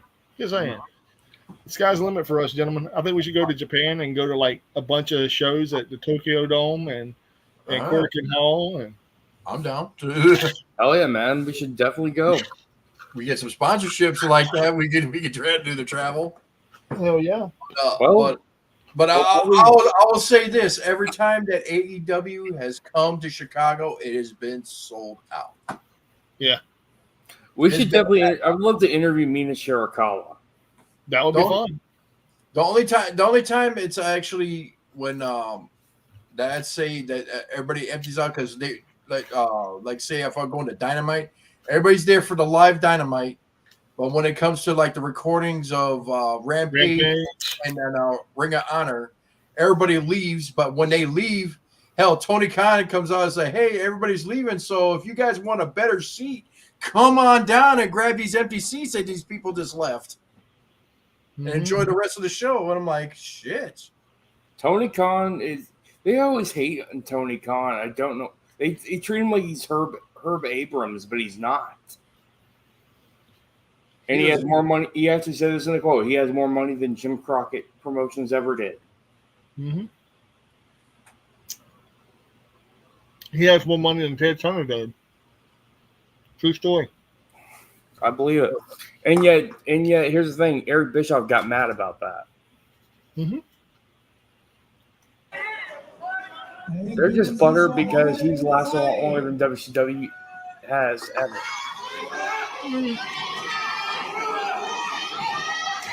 WCW has lasted longer. Yeah, you gotta realize WCW came out the ashes of NWA. Jim Crockett Promotions. Yeah, Jim Crockett sold it to Ted Turner.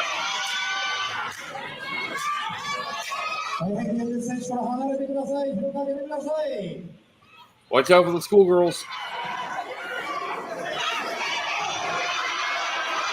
Oh, super kick to the throat on a chair. Apparently the young ones are not the only having a super kick party. Yeah, this is Kyrie's hometown. Or if you're a Pantera fan, boot to the cool.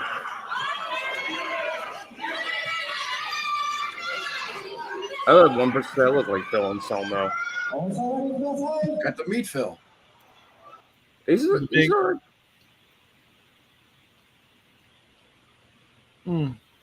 Got the meat, Phil, man. He's a cool dude. Got a chance to act to him for a little bit. Yeah, but he has a lot of hate speech. I mean, some of it was back in the day, and it's like, I mean, if you did that, well, actually, with the last one, he kind of he had to apologize for it. Mm-hmm. So, I mean, it's still people give him shit, but you know what? I don't care. There were people, when I went to see him in Pensacola, there were people protesting at his show. Mm-hmm. They actually had to cancel Germany dates because of that. Mm-hmm. I wonder why. But you know what? They canceled it. But heck, other people, other festivals got like the show of their lives. I'm like, so a lot of people were pissed about that. Like, people wanted to see, I'm going to call it the celebration of Pantera. I'm not going to call it Pantera. It's a celebration. He was also lead singer of Down, too. And Superjoint Ritual. Yep. Mm-hmm. I saw them live at Superjoint Ritual. I seen Down twice. I seen Super Ritual 3 times. And the last time I hurt my fucking neck that's been bothering me ever since. So I've never been able to headbang ever since. Or hard. I haven't been able to headbang hard.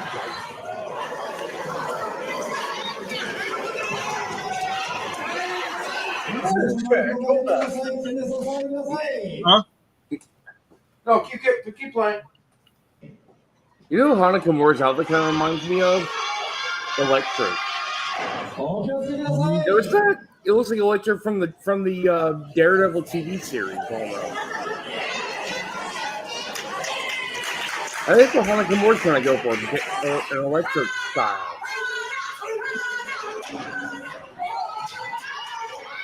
I love venues like this. I don't care if they say they're just stupid bingo halls. Like bingo hall, schmingo hall. If it has good wrestling, I'll watch it. Dude, this right looks like a church. Right. It's some type of special auditorium. I know that. It looks like a church. Down signed. Nice. The only one that was missing out of this one was Phil. Then Super Patrol, the whole band. You even probably met Hank the Third as well, didn't you? Yep. Cool dude. Oh yeah, Hank the Third's awesome, man. I like his solo stuff too. Oh yeah, very reminiscent of his grandfather. I'll he leave it looks like his grandfather. Mm-hmm. Except he's kind of more of a. He brings the meaning. He likes to mix outlaw country mixed with heavy metal and punk rock. Oh yeah, I agree with that. Yeah. Yeah. Yeah, but this right here, man, me and my boy Country, we watched this. I don't know how many times. I've seen that before. I've seen the DVD version of all 3 of those videos. Oh, I got all 3 on VHS and DVD. So. Oh yeah. All right, continue.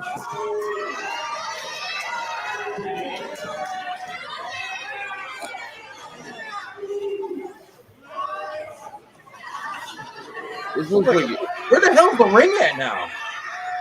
On the stage.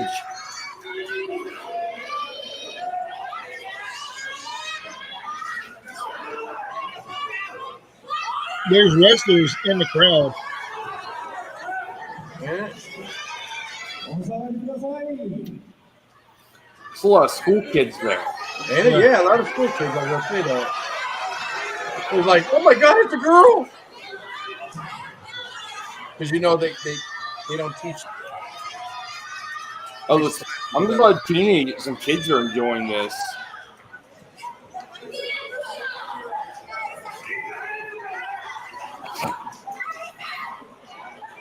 I think this show took place right after. You know what I find is like I'm looking at the ringside. It's nothing but a bunch of dirty old men, and all the school kids are in the seats. Yeah.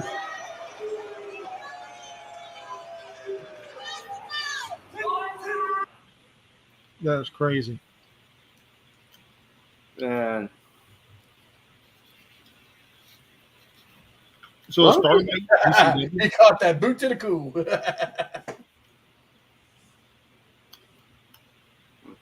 So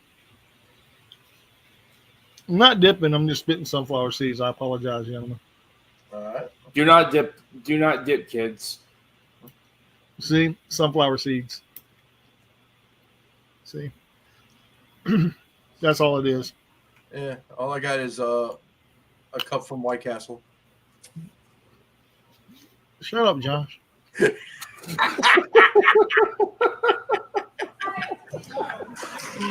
Oh,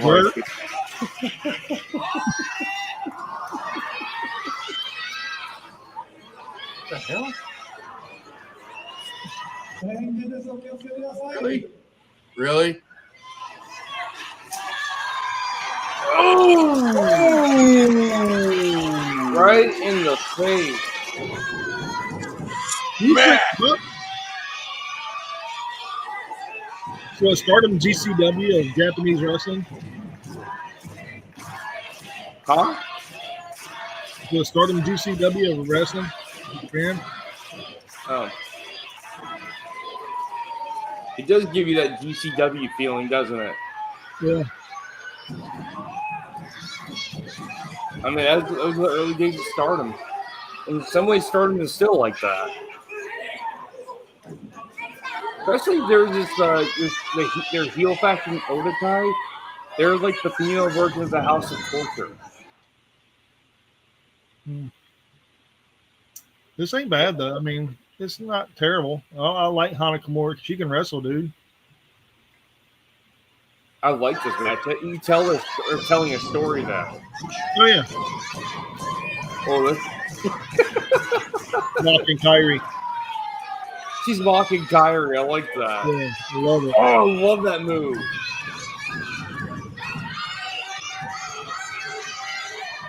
The front chantry. Oh yeah.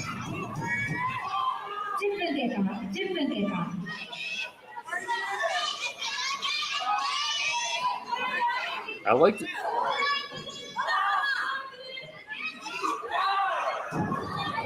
So Kyrie's Kane is 35. How old is Asuka?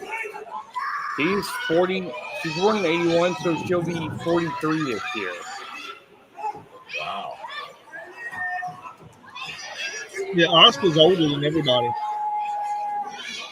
Yeah, she's the oldest out of all the Joshis in WWE. Oh, unless you're Miko Satomura, but I think she's no longer in WWE. I don't think. Io Sky ain't too far behind. No, Io Sky's actually born in 1990. Her sister is actually a year older than Kyrie, though. Mio. If you know those Mio Shirai, that's her name. That's Io's older sister. She's retired and she's now a referee for Stardom.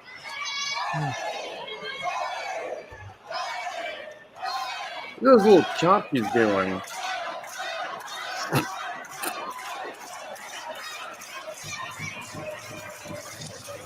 Hack him.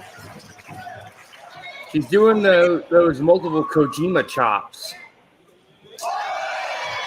That's a Gato chop, dude. That's a Gato chop.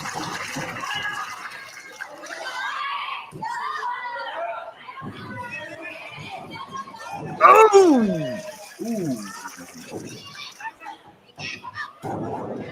That flipping bulldog she did.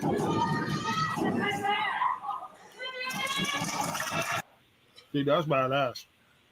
That's why she's our little pirate princess. She's awesome. Kyrie's always awesome. I just cannot take her seriously as a heel. Every time she does, she always seems like she's like cute, all laughing and everything. It's just, I find it kind of adorable. Man, she's just funny. She makes you laugh when she tries to be a heel.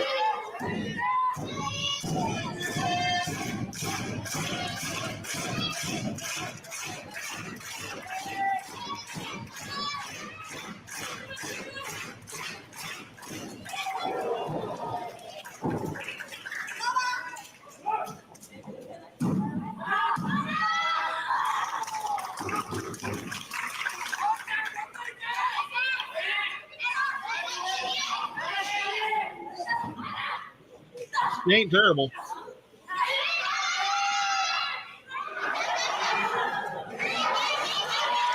I love that move. That is a great submission move. That is the meat and potatoes of professional wrestling right there. Mm-hmm. Elbow right in the side, too, man.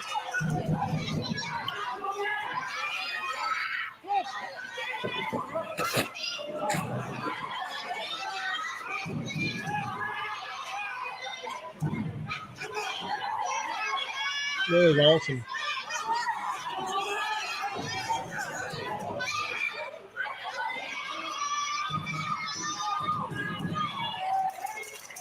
And Kyrie Sane held on to that dude's feet. That was awesome.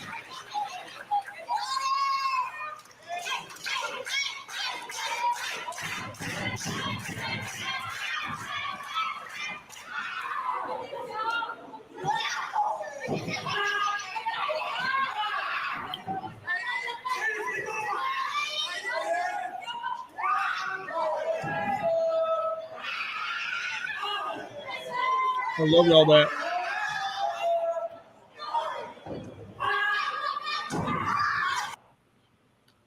If I can't chop you down, I'm going to stomp on you. Oh, yeah. This is a great match. Oh, yeah, very good. Dude, you know how good, you know it's really good when we're all just sitting here just watching. Yeah. Not saying where we just like. An advanced wrestling fan can appreciate a match on Nitro, January 5th, 1998. Well, who's it? Norton versus the Barbarian. Absolute beast mode. I'll have to take your word for that, dude. It just sounds terrible. It has to be Barbarian. Shoot, you know what? I'm gonna write 2 of these matches down. We're gonna watch these one of these days. We'll find them.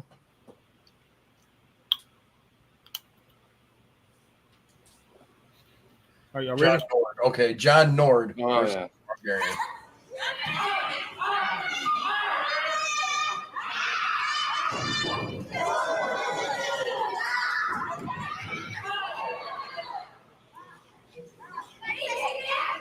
They're both on Peacock. Hey, okay. Oh! That's fucking ear pop right there, man. Shit.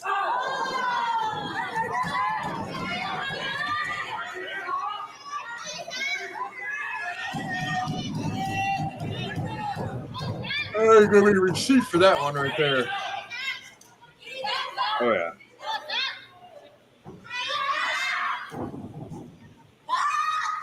There it is. Ooh.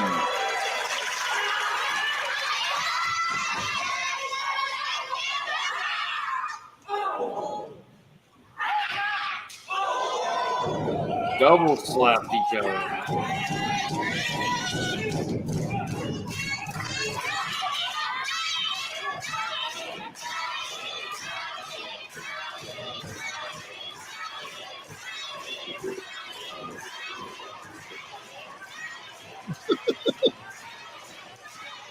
Boom.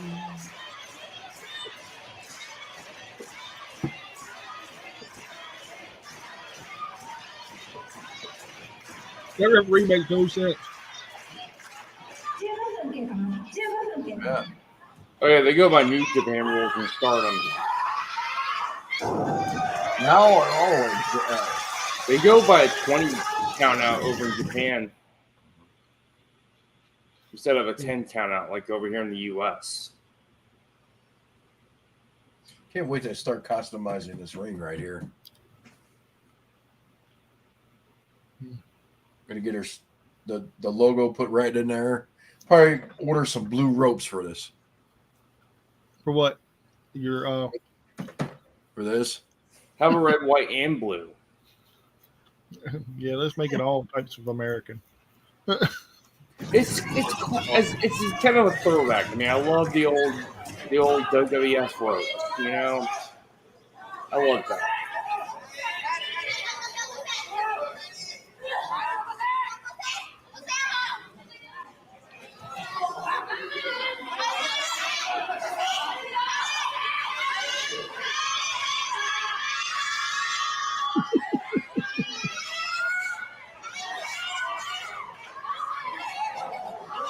Here it is.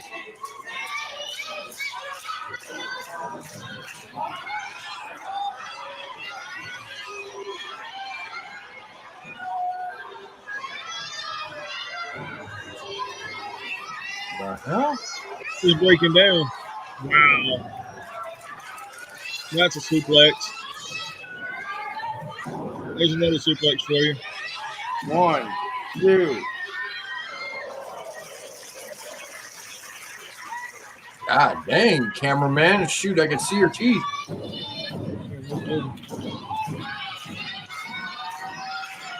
See your what? Like, God dang, cameraman, I can see her teeth. Teeth? Her teeth. Okay.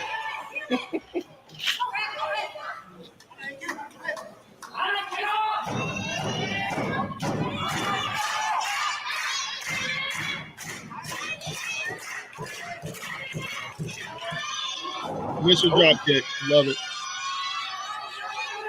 1, 2. Okay. Oh, that's so lame. So lame. Kyrie puts a kick out. You're not supposed to grab the ropes. That's some heel shit. It is, man. Hanna's playing the heel, though.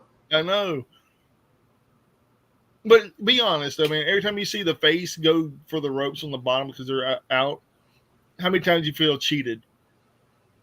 How many times do you feel cheated? Honestly, back in the 90s, 80s, 2000s, you see the guy getting the shit kicked out of him, and then all of a sudden he's close to the ropes. What does he do? He grabs it. And then you know automatically right then and there who's going to win the match. Tell me I'm wrong. Yeah, something to chew on, right? Something to chew on. So if Kyrie wins this match, I'm just saying, if Kyrie wins this match, yeah, I foretold it right there.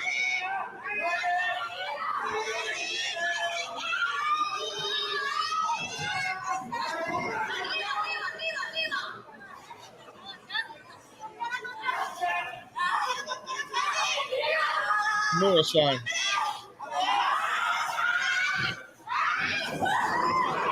Oh!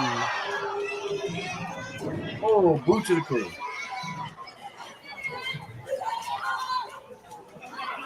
He ain't down. Yeah. Kyrie can't lose this. I'm sorry. Kyrie ain't losing this.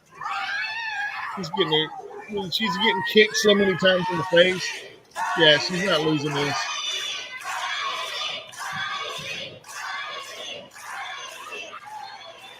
Ooh! Back fist from hell.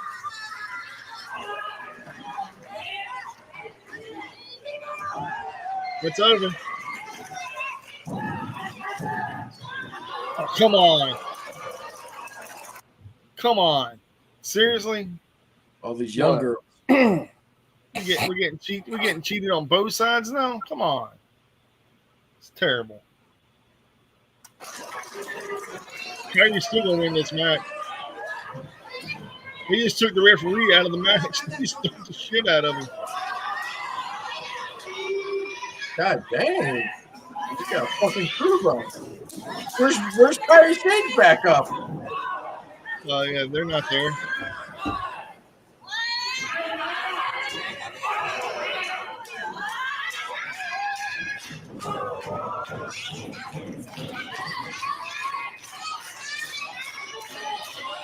I see a four-way kick in the face.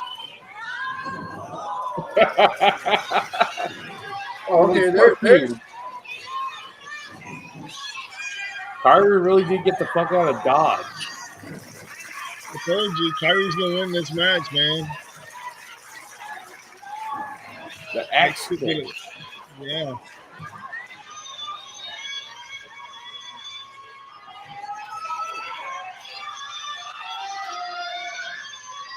Hanging her upside down in the front turnbuckle.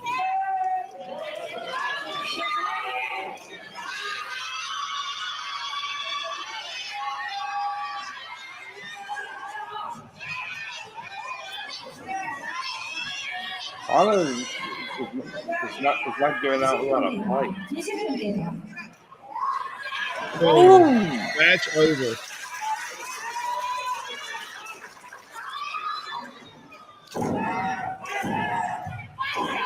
Oh, lame. Lame. So let me stop this podcast here and we'll pick up in a second. I want to finish this match because this hour is over. All right. I will put RIP Hanna.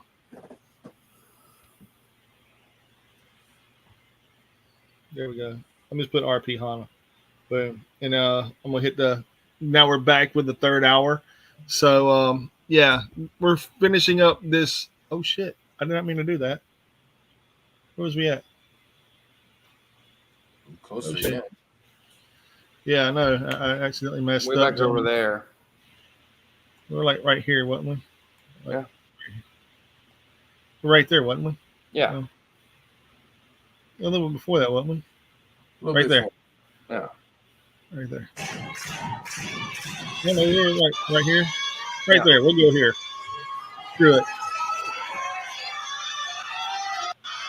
Right here is where we were. Sorry about that. I do apologize for technical difficulties.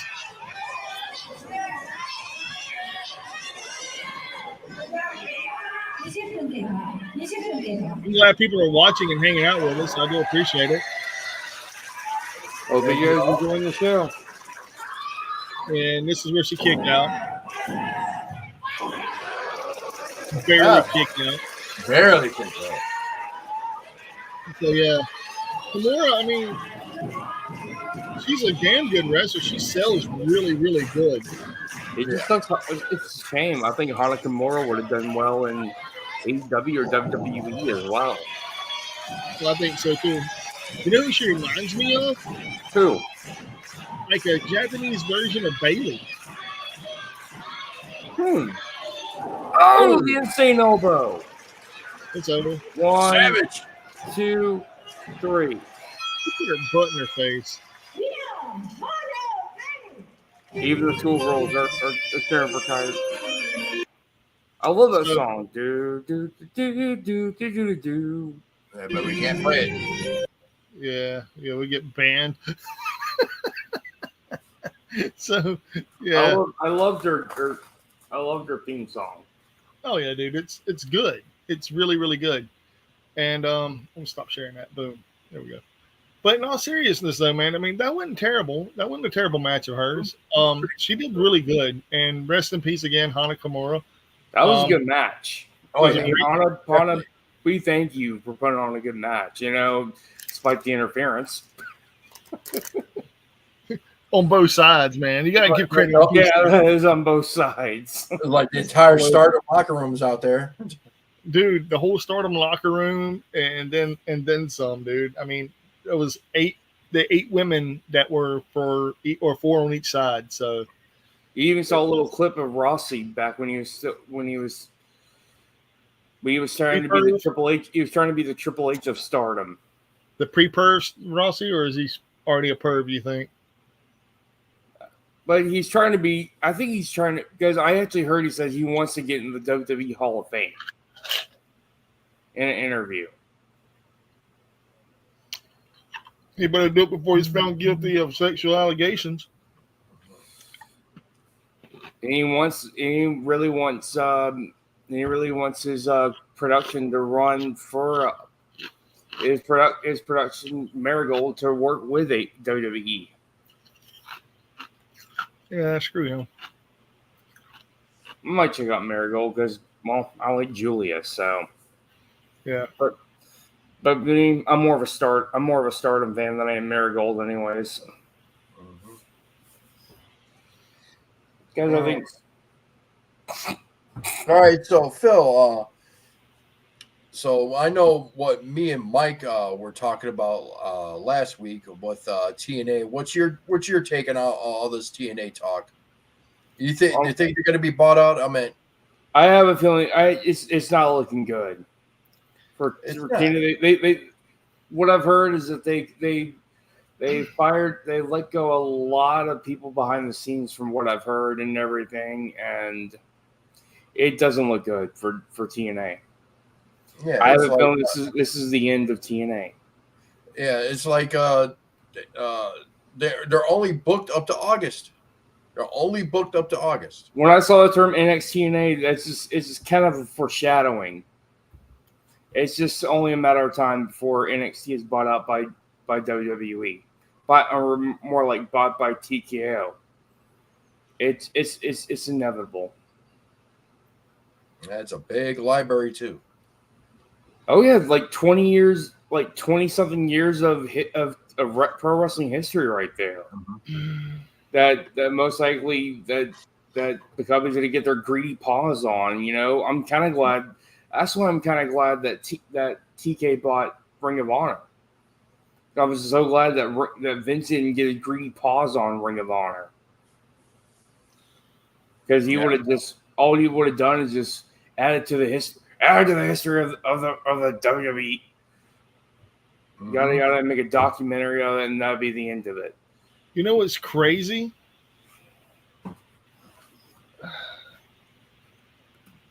The very first TNA pay-per-view was June 19th, 2002.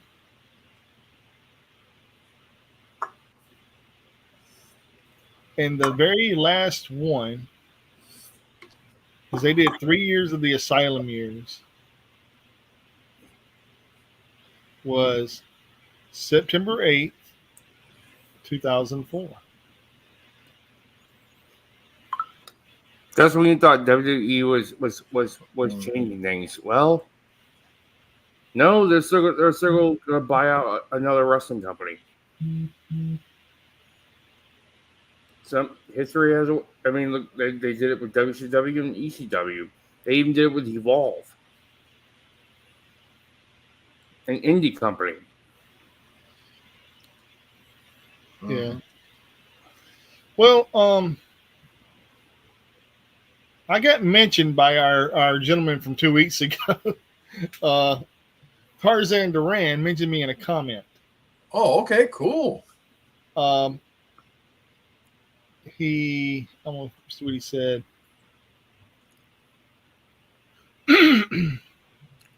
From a week ago, you mean, right? Yeah, a week ago. I said, this man is underrated. A hybrid of all match types. He needs to be booked everywhere. He goes, yeah, I figured out how to be at 3 places at once, so let's take advantage of this fact. Exactly. Yes. And he commented on my status. He said, hell yeah, dude. Because I posted something from this video that he had Moana's music in. I said, get this man booked everywhere. He is the complete hybrid. Joey Janela wishes he was this cool. RVD versus the Tarzanian Devil. Promoters, book this shit, or you are afraid of a sellout show. Stop doing life wrong and put this man in the ring with Mr. 420 himself. Mr. PPV versus Tarzan Duran. Make this fucking happen. Oh, yeah. Dude, because this move he did, man, he did some fucking lucha shit in this clip. If you go to my Facebook page, you'll see it. He stands on the top rope, walks the top rope, and then does a senton flip onto his opponent. Then when the dude sits up, he clotheslines the fuck out of him. It's like, why in the hell isn't this man signed to like AAA or CMLL or even Big Japan or DDT or All Japan, for fuck's sake, you know? Or even New Japan, shit. Or Noah. I love Noah. Dude, everybody loves Noah. Or I'll even go with this, man. Probably can't get a passport, man. I don't know. No, he can get a passport. You heard him. Like, he's been to Japan before. Oh, okay. Yeah. My bad. He missed the boat. I've heard some good stories about Big Japan. Yeah. They have some good matches. They even... Oh, there's even this one, like... what is this? It's this... there's also Gleet as well. They have that's a good promotion. Yeah. It's run by SEMA. You remember SEMA, and you know what I'm talking about? SEMA was an AEW. Yeah, and also Lindemann was in there too. He was a former Gleet G-Rex champion. Well, Speaking of which, whatever happened to CMA? I mean, we haven't. Oh, seen he's in Japan. Yeah, he's back in Japan wrestling. He's back in Japan wrestling GLEAT with his own promotion, GLEAT. Mm-hmm. Yeah, well, I thought he was in like South Korea or something, actually, or China. No, he did his production did a lot of traveling around South Korea, China. You know, he likes promoting. He actually even wrestled and even had some of his guys wrestling in that Ugandan promotion. Yes, he did. Soft ground. Is it soft ground? Yeah, Soft Ground Wrestling. Yeah, SCW. Yeah. Yeah, even Will Ospreay, even like Mesa Mansour went over there, helped donate some stuff to over there. Yeah. I mean, but yeah, I mean, what we need to do, man, is help get Tarzan everywhere, like literally everywhere. If there's any way possible. I would like to review some of these SGW matches.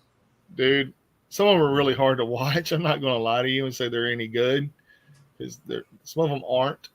I mean, I get the hype behind them. I understand the hype behind them, but they still don't have a freaking. But their workout regimen is pretty badass, though. Dude, I'm not saying that their backyardigans ain't killing it. They are, but and I love the fact that a lot of the actual mainstream wrestlers that wrestle for a lot of big promotions are going over there showing them how it's done, and actually training. Ospreay's going over there too. Yeah, Ospreay has some of his patients out buy them a ring. Ospreay has a match over there soon against their big guy, the Hitman. And I'm really excited to see that, because it's going to be a banger. And not just saying that because it's Ospreay, but the other guy can wrestle too. He's great. But I wouldn't be surprised if we see some of these SGW guys over in Japan, AEW, or WWE. I wouldn't say the E. I would say the other two, definitely. New Japan, AEW, and I would even say maybe AAA and CMLL too, possibly. But I don't see them going to the WWE though, because WWE isn't about that life. And what I mean by that is they don't really like the backyard style of wrestling. They do not hate. They hate the backyard style of wrestling. And that's what Jim Cornette. Yeah. Oh, Jim Cornette hates it, dude. He don't even want to comment on it. He calls it a bunch of kids playing in a mud puddle on a trampoline. Oh, he bashed SGW about that? I think so. Dude, they're from Africa. What are they going to do? I mean, seriously. Man. Like I said, it's hard to watch, but some of it's really good. It's a 50-50. It's just like any other promotion. And my heart. Their promos too. Their promos are natural too. I love their. Everything's raw, dude. Everything's uncut. Everything's off the cuff. Everything is legit. So I mean, they're good. I would even like to see Tarzan go over there and do some wrestling, dude. I think he'd be awesome over there. Oh yeah. You know, and I like to see him everywhere. Actually, I would like to see Tarzan win deathmatch tournaments. I like to see him do some lucha shit over in Mexico. And does remind you of Kenny Omega meets RVD, dude. He does, and it's crazy how good he is, man. He's underrated. People, I've read a lot of hate on him, and they're like, "Oh, I watched him, and he's just a deathmatch wrestler." I'm like, he's more than that, though. Yeah, that's one style of him. He's a hybrid. I mean, he does deathmatch stuff. Hell, look at Jon Moxley. Jon Moxley is a former deathmatch wrestler. He can do technical matches. He can do lucha. Oh yeah. I'm talking about Tarzan can do lucha. Lucha can. I mean, Tarzan can do lucha. He can probably do strong style. I've seen him do it in that deathmatch, and he's damn good technical wrestler. He's smart, man. He's very quick on his feet. He's very quick-witted in the ring. Everything he has, it comes natural. I've never seen him stumble. I've never seen him actually take a minute and go, I don't know what I want to do next. Everything's fluid with that man. We watched a match with him. How fluid was he? Honestly. Oh yeah, very good. Very good. And for example, I was watching Raw. In that match between Bianca Belair, the tag match with Bianca and Jade and the other people, Jade stopped in the middle of the ring and didn't know what the fuck to do. Did y'all see that? Mm-hmm. Wow. What are y'all doing, Kingston? Huh? What are y'all doing? Oh, I was sending a message to somebody. Getting reviews, trying to looking up shit. Listen at you. But yeah, I mean, in all seriousness, though, man, I mean, everything that goes on in wrestling now, it's everybody's complaining like y'all were talking about TNA getting bought out and everything. I've looked at TNA. Their roster is. I don't see a lot of these people if WWE buys them. I don't see a lot of these people going to the WWE. I'm gonna be honest with you. I also think the Motor City Machine Guns left. This is who I see going if the WWE buys them. Moose, Jordan Grace. What about no, I do not see maybe Jake something, maybe Joe Doring, maybe Jonathan Gresham. Maybe Jonathan Gresham, no. Josh Alexander. That was it, dude. I hate to say it, but Jonathan Gresham, he'd be a speed champion.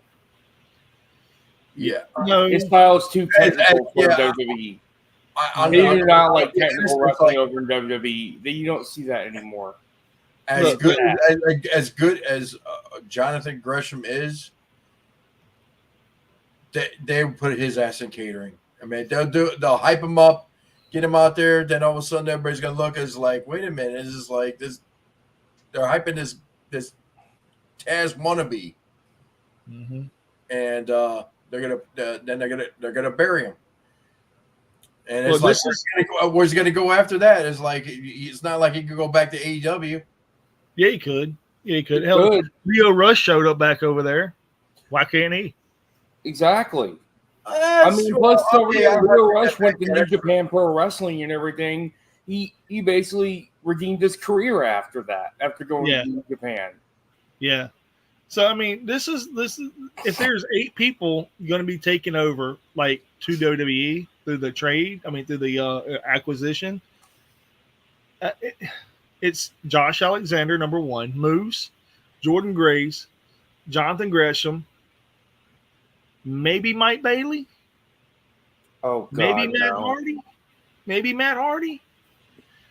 And I see Speedball Mike Bailey. I see, but they're gonna make him shave that damn mullet. Yeah, and it's gonna be the other 2 people be Jake something and Joe Doring. That's it. They're probably gonna tone down Speedball as well. And it's like it's not they're not gonna take Havoc. Well, they might. Well, no, I'll take it back. They might take Havoc. They ain't taking Rosemary. Rosemary ain't going. Sue Young ain't going. No. Because they like having. They're probably out of the Damage Control.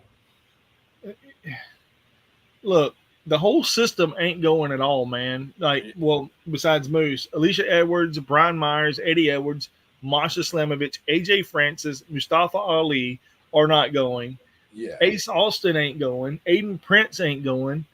Alan Angels definitely ain't going.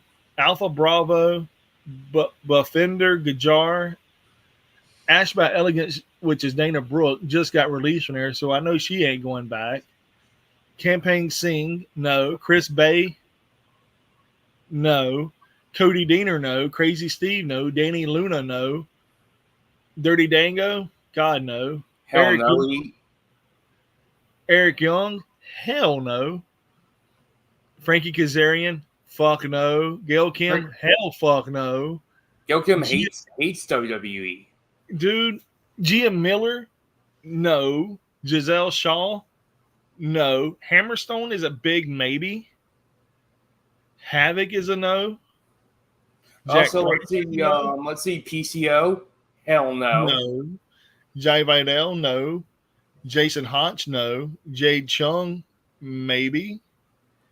Jody Threat, no. He's already been in the WWE's, and he's like, no, because don't forget, he has a bad beef with both Shawn and Triple H. Who, Joe Doring? Or PCO? No, PCO. Oh, yeah, PCO ain't going, definitely, dude. Joe Henry won't go. John Schuyler won't go. Josh Matthews, he got released by them several years ago, so I don't see him going back. Kevin Knight. My buddy Country says Hammerstone is ideal for NXT. Kevin Knight, hell no. Kushida, fuck that. Killer Kelly, no. Kylan King, no. Khan, no. Laredo Kid, no. Leon Slater, God, no. Matt Cardona, seriously? That's a big no. Hell no. Matt Hardy is a iffy, maybe, kind of, sort of, maybe. Yeah. Aiden English, no. Mike Santana, no. Nick Namath, didn't he just get released? So that's a big no. Hell no. He ain't gonna go back. The Rascals, no. They already released Zachary Wentz. Let's see. Mustafa Ali, didn't he just get released too? That's a no. Yeah, that's a no. Rhino, that's a definite no. Rich Swann got released by them. No. Heath Slater got released. Hell no. Well, he ain't even on their roster either. Ryan Namath, no. Sam Laterna, no. Well, their brother. It's going to be a mass exodus. Yeah, Sammy Callahan, no. Oh, hell no. He used to be a tag team partner with John Moxley back in the day. Yeah, Santino Marella. Fuck. No. No. Yeah, it's just sad. Okay, it's a possible. His daughter's there. Savannah Evans, no. Wait a minute. Santino Morella's daughter's in NXT though, but still. It's Country said Mike Cardona might go to WWE. His girl is there, but what it is that you don't understand. Matt Cardona makes more money not being there. Not being there than going there. You know. Matabale Shira, no. His wife's there though. Yeah. Okay. Shogun, no. Steph DeLander, no. Steve Macklin, who got released by WWE, no. Yeah, so it's like it's like a lot of people are going to be out of jobs. A lot of people. But TNA is, after losing Scott D'Amore, TNA is FUCKED. Yeah, FUKED, Foot. Well, I'm trying to be subtle about it but they're fucked. Yeah, Tom Hannafin, no. Tommy Dreamer, no. Hell no. Trent Seven, no. No. If anything, Tommy Dreamer would be a backstage personality. You know, dude, they'd mostly be jobbers or possibly wrestling on Twitter for the Speed Championship. I don't see them going anywhere yet. I see them making the rest of the year out at least.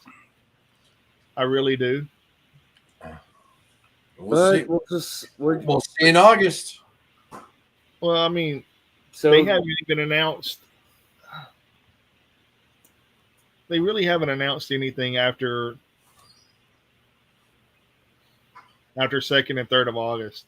Yeah, that's the thing. It was like what? June, July is August. Got to come fast.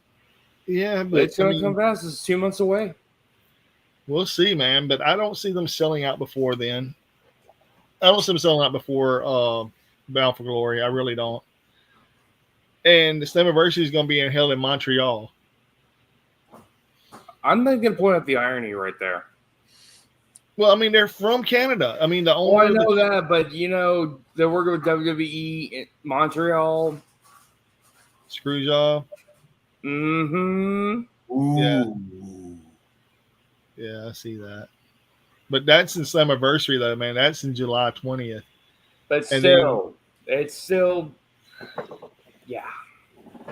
Oh shit! But they are going to be at the Florida State Fairgrounds in Tampa, which is not too far away from Orlando, August 2nd and 3rd. So yeah, that's a thing too. Now they're holding events at fairgrounds. Yeah, that's not good. Well, that's the Tampa Florida dude. They were holding shows back whenever Jeff Jarrett owned it in baseball stadiums, like in actual. They also held it at the former Nickelodeon Studios. Yeah, aka the Impact Zone. Yeah, I mean, or WCW. What is that? Saturday night. Yeah, basically basically. Yeah, AEW's held Dark Elevation in that same and Ring of Honor. And Ring of Honor too. Yeah. Which is not a bad thing, you know. I really miss Dark and Dark Elevation. But I mean, you got TNA Plus, and they got their event schedule there.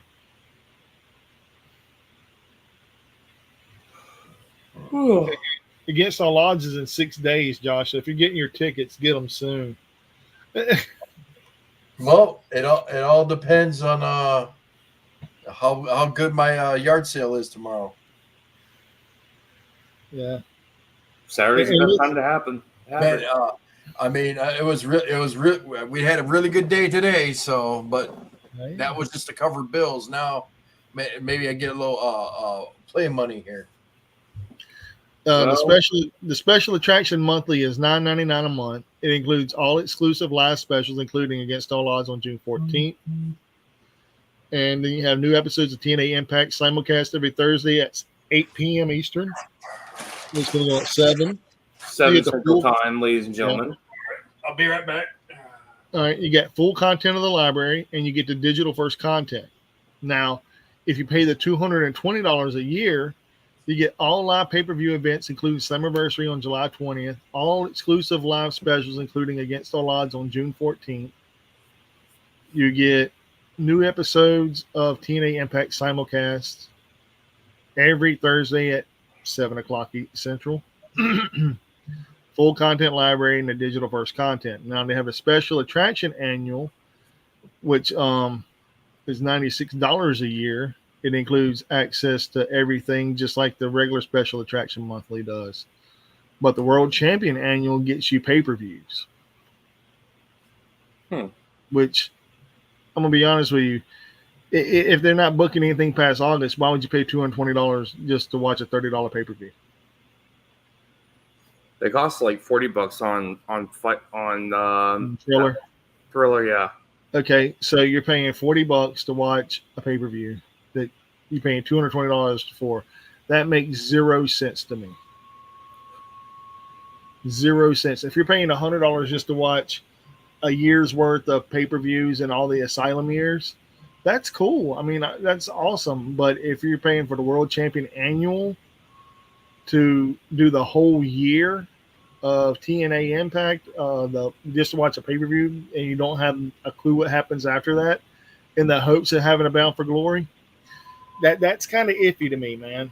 Because like everybody's saying, it's. Well,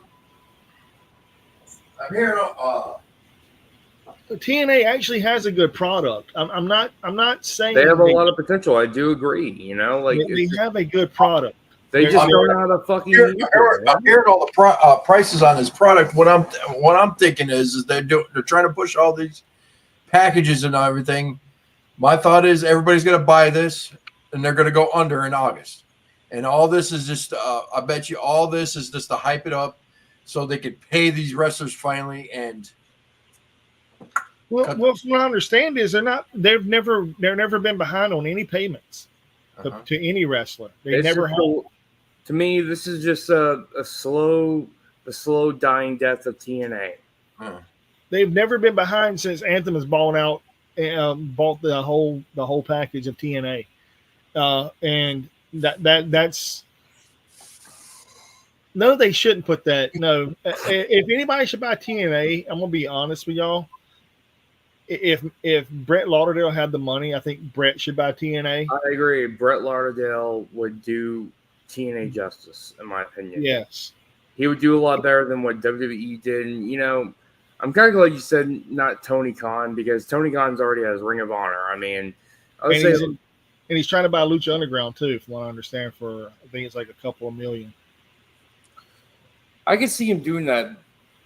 Well, Lucha Underground really didn't last long. I mean, what is it? Just well, I found the reason why he's doing it so AAA and CMLL wrestlers can work, because also I found out like there actually has worked out a thing with CMLL to let them use their former AAA wrestlers that signed with AEW wrestle on the same card with him, and you know apparently I think money, like this, is like they said in the business, money talks. It does. And I know CMLL doesn't have the finances just as AEW does, and they're by putting them, they're getting paid a lot of money to be on AEW. They are. And here's a fun fact too. I just recently read that WWE is interested in Penta. Yeah, I know. The thing is he though? But I also heard AEW is interested in Gable. Chad Gable. Mm-hmm. I don't see it. It's like I don't see I don't. They're gonna get, if they do get Penta, it'll be a disaster. It's like what they're doing with the Latin wrestlers right now. They're only having Latin wrestlers wrestle Latin wrestlers. There's no. It's LWO versus Legado del Fin. Like, it'd just be a waste of time. I mean, like, look where Andrade is. Yeah, he's not in catering. Catering. He's the speed champion. He's the face of it. And supposedly, I'm sorry, but that speed championship just reminds me of the 24/7 championship even more. And Ricochet's dating one of the announcer chicks from WWE, Samantha Irwin. That's one of the good things about WWE has left. Other than that, though, I think he's going to go to future endeavors after his contract's up. Why would they take away his speed championship so soon, right? Exactly. I mean, I think he's just done with WWE. Well, yeah. Well, ever since Vince screwed him over once he finally came, because he like I said, under NXT, he was a fucking phenomenal star. Then once he got to hit that main roster, Vince buried him 6 feet under. I really, really hate Braun Strowman being the big brother to all the Latin wrestlers. I hate that. I fucking hate it. I think it's shitty. It's stupid. It's why did you say like Omos is their distant relative cousin while they're at it? I did see something funny with Omos though. It was really, really funny. It was Ron Killings or R-Truth walks in and almost is sitting like this with glasses on his face. R-Truth walks over and grabs his wallet, looks through it, finds the money, pockets it, puts the wallet back. Then he looks under the glasses and see Almost is watching him. He closes back the glasses, reaches back in really slightly like he did, grabbing the wallet, put the money back in there, and then put the wallet back in on Omos and then exit it back out the door.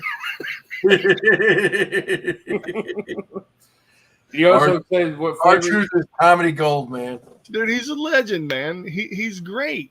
He's a former. Also, let's not forget he's the first Black NWA World Heavyweight Champion. Yes, and I will say this about the Chris Jericho thing. Hi guys, hi. It's getting over. It's getting over, and you're right. It's annoying. It's cringe. Bye guys. Thanks a lot. Yeah, and the funny thing about that is his brainchild. Tony Khan said, "People hate you." He said, "Good." He said, "You know what most people hate whenever you're a kid? You see that kid, like, no matter where it's at, mall, grocery store, out eating. Hi, how are you?" And you're like, "What the fuck? I don't even know this kid." And then what makes it even more annoying is the fact that you know who he is, and he's like, "Hi, for being a registered person who has a license for over 34 years, you should do better." You know what I'm saying? I'm going, "What the fuck?" Yeah, also, I like what the bounty hunter's doing as well. Disrespect. It's almost like the damn thing. Damn. Disrespect. Yeah, disrespect. It's okay. I get it. Bye guys. Thanks a lot. Hey, yeah. All right, guys. Come on, guys. Jericho is killing. He's a tool, man. He's a damn tool. And he can play the role, man. And he knows it. See, that's what makes him so great. He knows he's a tool. I even like how he's using Big Bill as well. And Big Bill is like, Jericho, look how sky that is so blue. He's like, I know. Like, I love the fact that Big Bill is getting over too and everything. You know, like it's god awful. It's so god awful. It's cheesy, but I love it though. It's so good. It's kind of a love-hate thing. It's so horrible. It's good. It's cheese. It reminds me of what Schism could have been if done properly. Oh yeah. If done properly, the grizzled young. The only thing is the grizzled young veterans hated it. Let's see. They're not even part of TNA anymore. They have their own independent company, and I actually heard that that TK is trying to get the GYV signed as well because the fans loved them on the show. I love the GYV. I love their promos and everything. They kind of remind me of the British version of the Briscoes when they do those homegrown promos like the Briscoes did. You know what I love about them? They just seem real. Like I got 3 cats now. I got 3 cats and 1 dog. So actually, GYV remind me of something more than the Briscoes. Think 80s. The Brainbusters. Close, very close. That same era. The Rock and Roll Express. I'm in the Midnight Express. Demolition. No. Art Foundation. Yes. The Heart Foundation. Yep. I also wouldn't mind seeing the Billington Bulldogs in AEW. We already seen Dynamite Kid's son or his nephew. I mean, Tommy Billington. He looks just like the original Dynamite Kid. Well, Dynamite Kid, no, it's British Bulldog's son that's in New Japan, right? Yeah, David Hardin Smith. Yeah. He's actually in MLW though. And David Hardin Smith in MLW. And that guy has a bright future ahead of him in WWE. I remember when WWE had Teddy Hart, TJ Wilson, Natalya Neidhart, and Bulldog Jr., Davey Boy Smith Jr., and there was one more they were missing, and they could never get him hired, and that was Ross Hart's son. And I know they were going for the new fight. But unfortunately, Teddy Hart's now blacklisted from wrestling. Not everywhere, just almost. I don't think he was. I can see it being blacklisted from AEW though. Oh yeah. I don't think nobody mentions his name anymore because of all the bullshit that's going on with the missing girlfriend, all the weed. Talk about the Blackheart. Dude, don't talk about Blake Christian like that. Okay, he's the black sheep of the family. Whose son is he? I know I know his last name's Hart, so. Whose son is he? Beats me. You know what? I'm fixing to look that up. You know what? Speaking of, Martyr Scroll is blacklisted too, but this is one guy they need. He needs to come back. Enzo needs to be back. Oh my! After all the bullshit. Okay. I figured out Teddy Hart's father is Bradley Joseph B.J. Annis, a former bodybuilder and professional wrestler from Boston, Massachusetts. His mother is Georgia Hart, daughter of wrestling legend Stu Hart, who founded Stampede Wrestling out in Alberta, Canada. So, he's one of the daughter's sons. Okay. Yeah. Still a Hart though. Still a Hart. He's a nephew of Stu Hart. Or not a nephew, grandson of Stu Hart.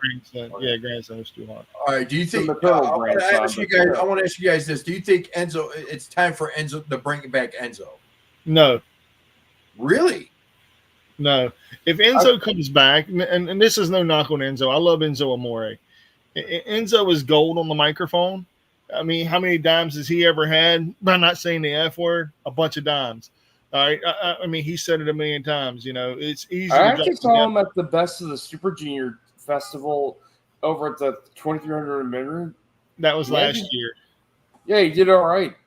Yeah, he did okay, but Enzo Amore, or the real one, he is Takeshi 6ix9ine of the wrestling universe. Oh Jesus! Oh, damn! Don't insult him like that. Nuclear. I'm not trying to. I'm just being honest. He got labeled something that he wasn't. Okay. Yeah. He got labeled nuclear heat in WWE. That's the reason why he got fired, because of all. He even got kicked out of the locker room worse than what the Miz did. Well, the thing is, though, about that, if you listen to all the heat that was going on about him, it was the fact that he was rubbing elbows and schmoozing with celebrities and not really giving a fuck about his day job, which is wrestling in the middle of that ring. Now, Enzo's side of that is, yeah, I was schmoozing with the celebrities. Yeah, I was rubbing elbows with rappers, and I was doing this and that. But was it ever hurting my career in the middle of that ring? No. But the reason why people didn't like him backstage is because whenever he was off camera, he was the same way backstage. And they're like, dude, you can't be like that back here. And he's like, why the fuck can't I? This is who I am. I just amped it up to 1,000 out there. I'm calling it down a little bit. So basically, they thought he was a hot. They thought he was too. They thought he was like too good to be on. No, not too good. They thought he believed his own hype. He believed his narrative. Yeah, he is. So unfortunately rubbed people the wrong way in WWE. Yeah, for no reason. And he even said that too. And then all that bullshit came out about him, and all the wrestlers was looking for a reason to get rid of him. They're like, hey man, this right here is icing on the cake. What else do you fucking need? And then that's how he got booted off WWE. He was a cruiserweight champion. He was the reason Pac left. Oh, dude, Pac hated the guy because he couldn't wrestle. And let's be honest, Enzo's not a wrestler. He is a mouthpiece. He is a great promoter. Dude, I would honestly love to have Enzo Amore promote anything I was doing. Dude, he's HSN of wrestling. He is Don West of wrestling right now. He is the new Don West. If you hear him on commentary, I bet your ass be like, yeah, because that's what kind of influence he has. He makes you want to buy into the product. Whenever he was a tag team with Big Cass, you knew his catchphrases. You knew everything he was going to say. You knew everything. Everybody knows. Yeah. Isn't he Italian? Yeah. But, I mean, he loves Frank Sinatra. He even has old blue eyes tattooed on him, you know. He goes through the whole spiel. Every time he gets on the microphone, it's when he does that little walk of his, like the little chicken dance is what I call it. Yeah, it seemed to. But my question is, do you think you should be able to come back now? I mean, after all.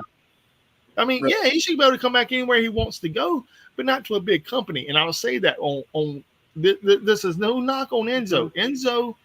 Enzo is phenomenal, but he needs to be on commentary or he needs to be a manager, and that's it.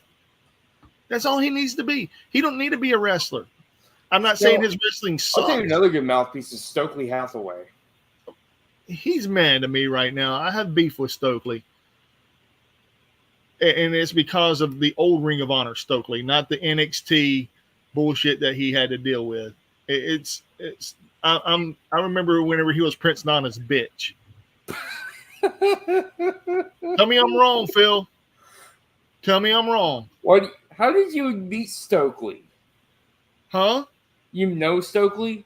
No, but I remember whenever he was in Ring of Honor, he was Prince Nana's bitch. My uncle calls Prince Nana Prince Doodoo. Prince Nana's awesome. Prince Nana used to wrestle. Prince Nana is amazing. He used to be the biggest manager in CZW. And then he left and went to Ring of Honor, and then he became part of the Embassy. He's great. Yes, Prince Nana is amazing. Stokely Hathaway is just a bitch. Damn. Well, he is. Well, it's kind of funny now. He's Chris Enzo's the learning tree. It's kind of funny now that Stokely's Chris Statlander. He's Chris Statlander's bitch. Yeah, that's what I'm saying. You know, and I love Stokely. Don't get me wrong, but my beef with Stokely is the fact that whenever he turned on Prince Nana in the embassy, it should have went bigger and better than what it did. It fell flat. It really fell flat. Sort of like when Heavy Machinery broke up and there's no story afterwards. It made no sense. Or even better than that. Do you remember whenever there was a couple of women that showed up on AEW and then disappeared? Yeah. What the fuck happened? Nothing. I mean, it was like you had Awesome Kong there and you had all these other women and poof. They faded away like freaking a Marvel Universe Thanos snap. Mm-hmm. Well, I was like, it's because of the pandemic as well. No, dude, they were gone before the pandemic. It was like Thanos said bam, and they went boom, and then everybody's like, what the fuck happened? And they're like, we don't talk about that. It was like Fight Club in a whole different direction. Oh, God. I agree with that, country. I agree with that. I'll do that, too. Well, anyways, you guys ready to wrap this up? Oh, yeah. Whenever y'all are, man. Hey, this is y'all's night. This is Friday night. I got work at 11 a.m. I'm getting there, bro. Yeah, I gotta be up and early. I got a yard sale to run tomorrow. Okay. Well, hey, we'll wrap it up then, gentlemen. And as always, ladies and gentlemen, if you are not listening to us, you're doing life wrong, ladies and gentlemen. Yeah, and I want to give another shout out to our sponsor, W Energy Drink. If you don't know what W Energy Drink is, Google W. They'll take you to their website. They have a couple of cool tumblers and everything. And or shakers, I should say, not tumblers. They have shakers. They have been partnering with a lot of YouTubers and a lot of other influencers. And these three guys here are going to probably have a shaker of our own, the Ringside Rant shaker, and hopefully we can be able to. I'm just talking shit right now, but I think we should be able to shake it on up and get us our own fucking shaker, bro. I mean, we're shaking up some shit. You know, yeah. I'd love to see us have a shaker.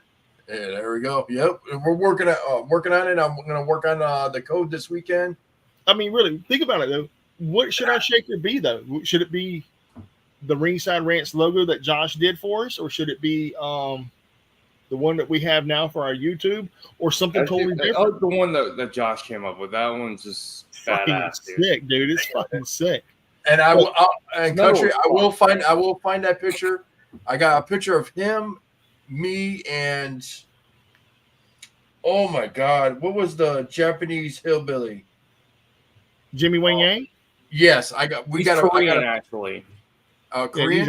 His daughter is part of the new the women of Free Babes. The who? Yeah, the Free Babes. Yeah. Yeah. So I got a picture of me, my buddy Country, and Jimmy Wang Yang, and we got him holding up a rebel flag and everything. Dude, before we leave, speaking of Jimmy Wang Yang, you know how many gimmicks that man has had in his whole career? The Young Dragons. Young Dragons. Well, he's tag team with Jamie Noble and Kazuyashi and accompanied by Kimono Wanalea, a.k.a. Leia Meow. Wow. Awesome woman. Awesome woman. Very beautiful woman. And then they went to the WWE, or he went to the WWE and was known as Jimmy Wang Yang. And he was kind of an Asian redneck. Funny as hell.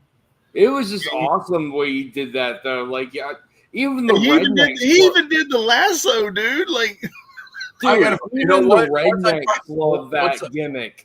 Once I find the picture, I'm going to post it up. Oh, dude, even the rednecks loved Jimmy Wang Yang because of that. Yeah.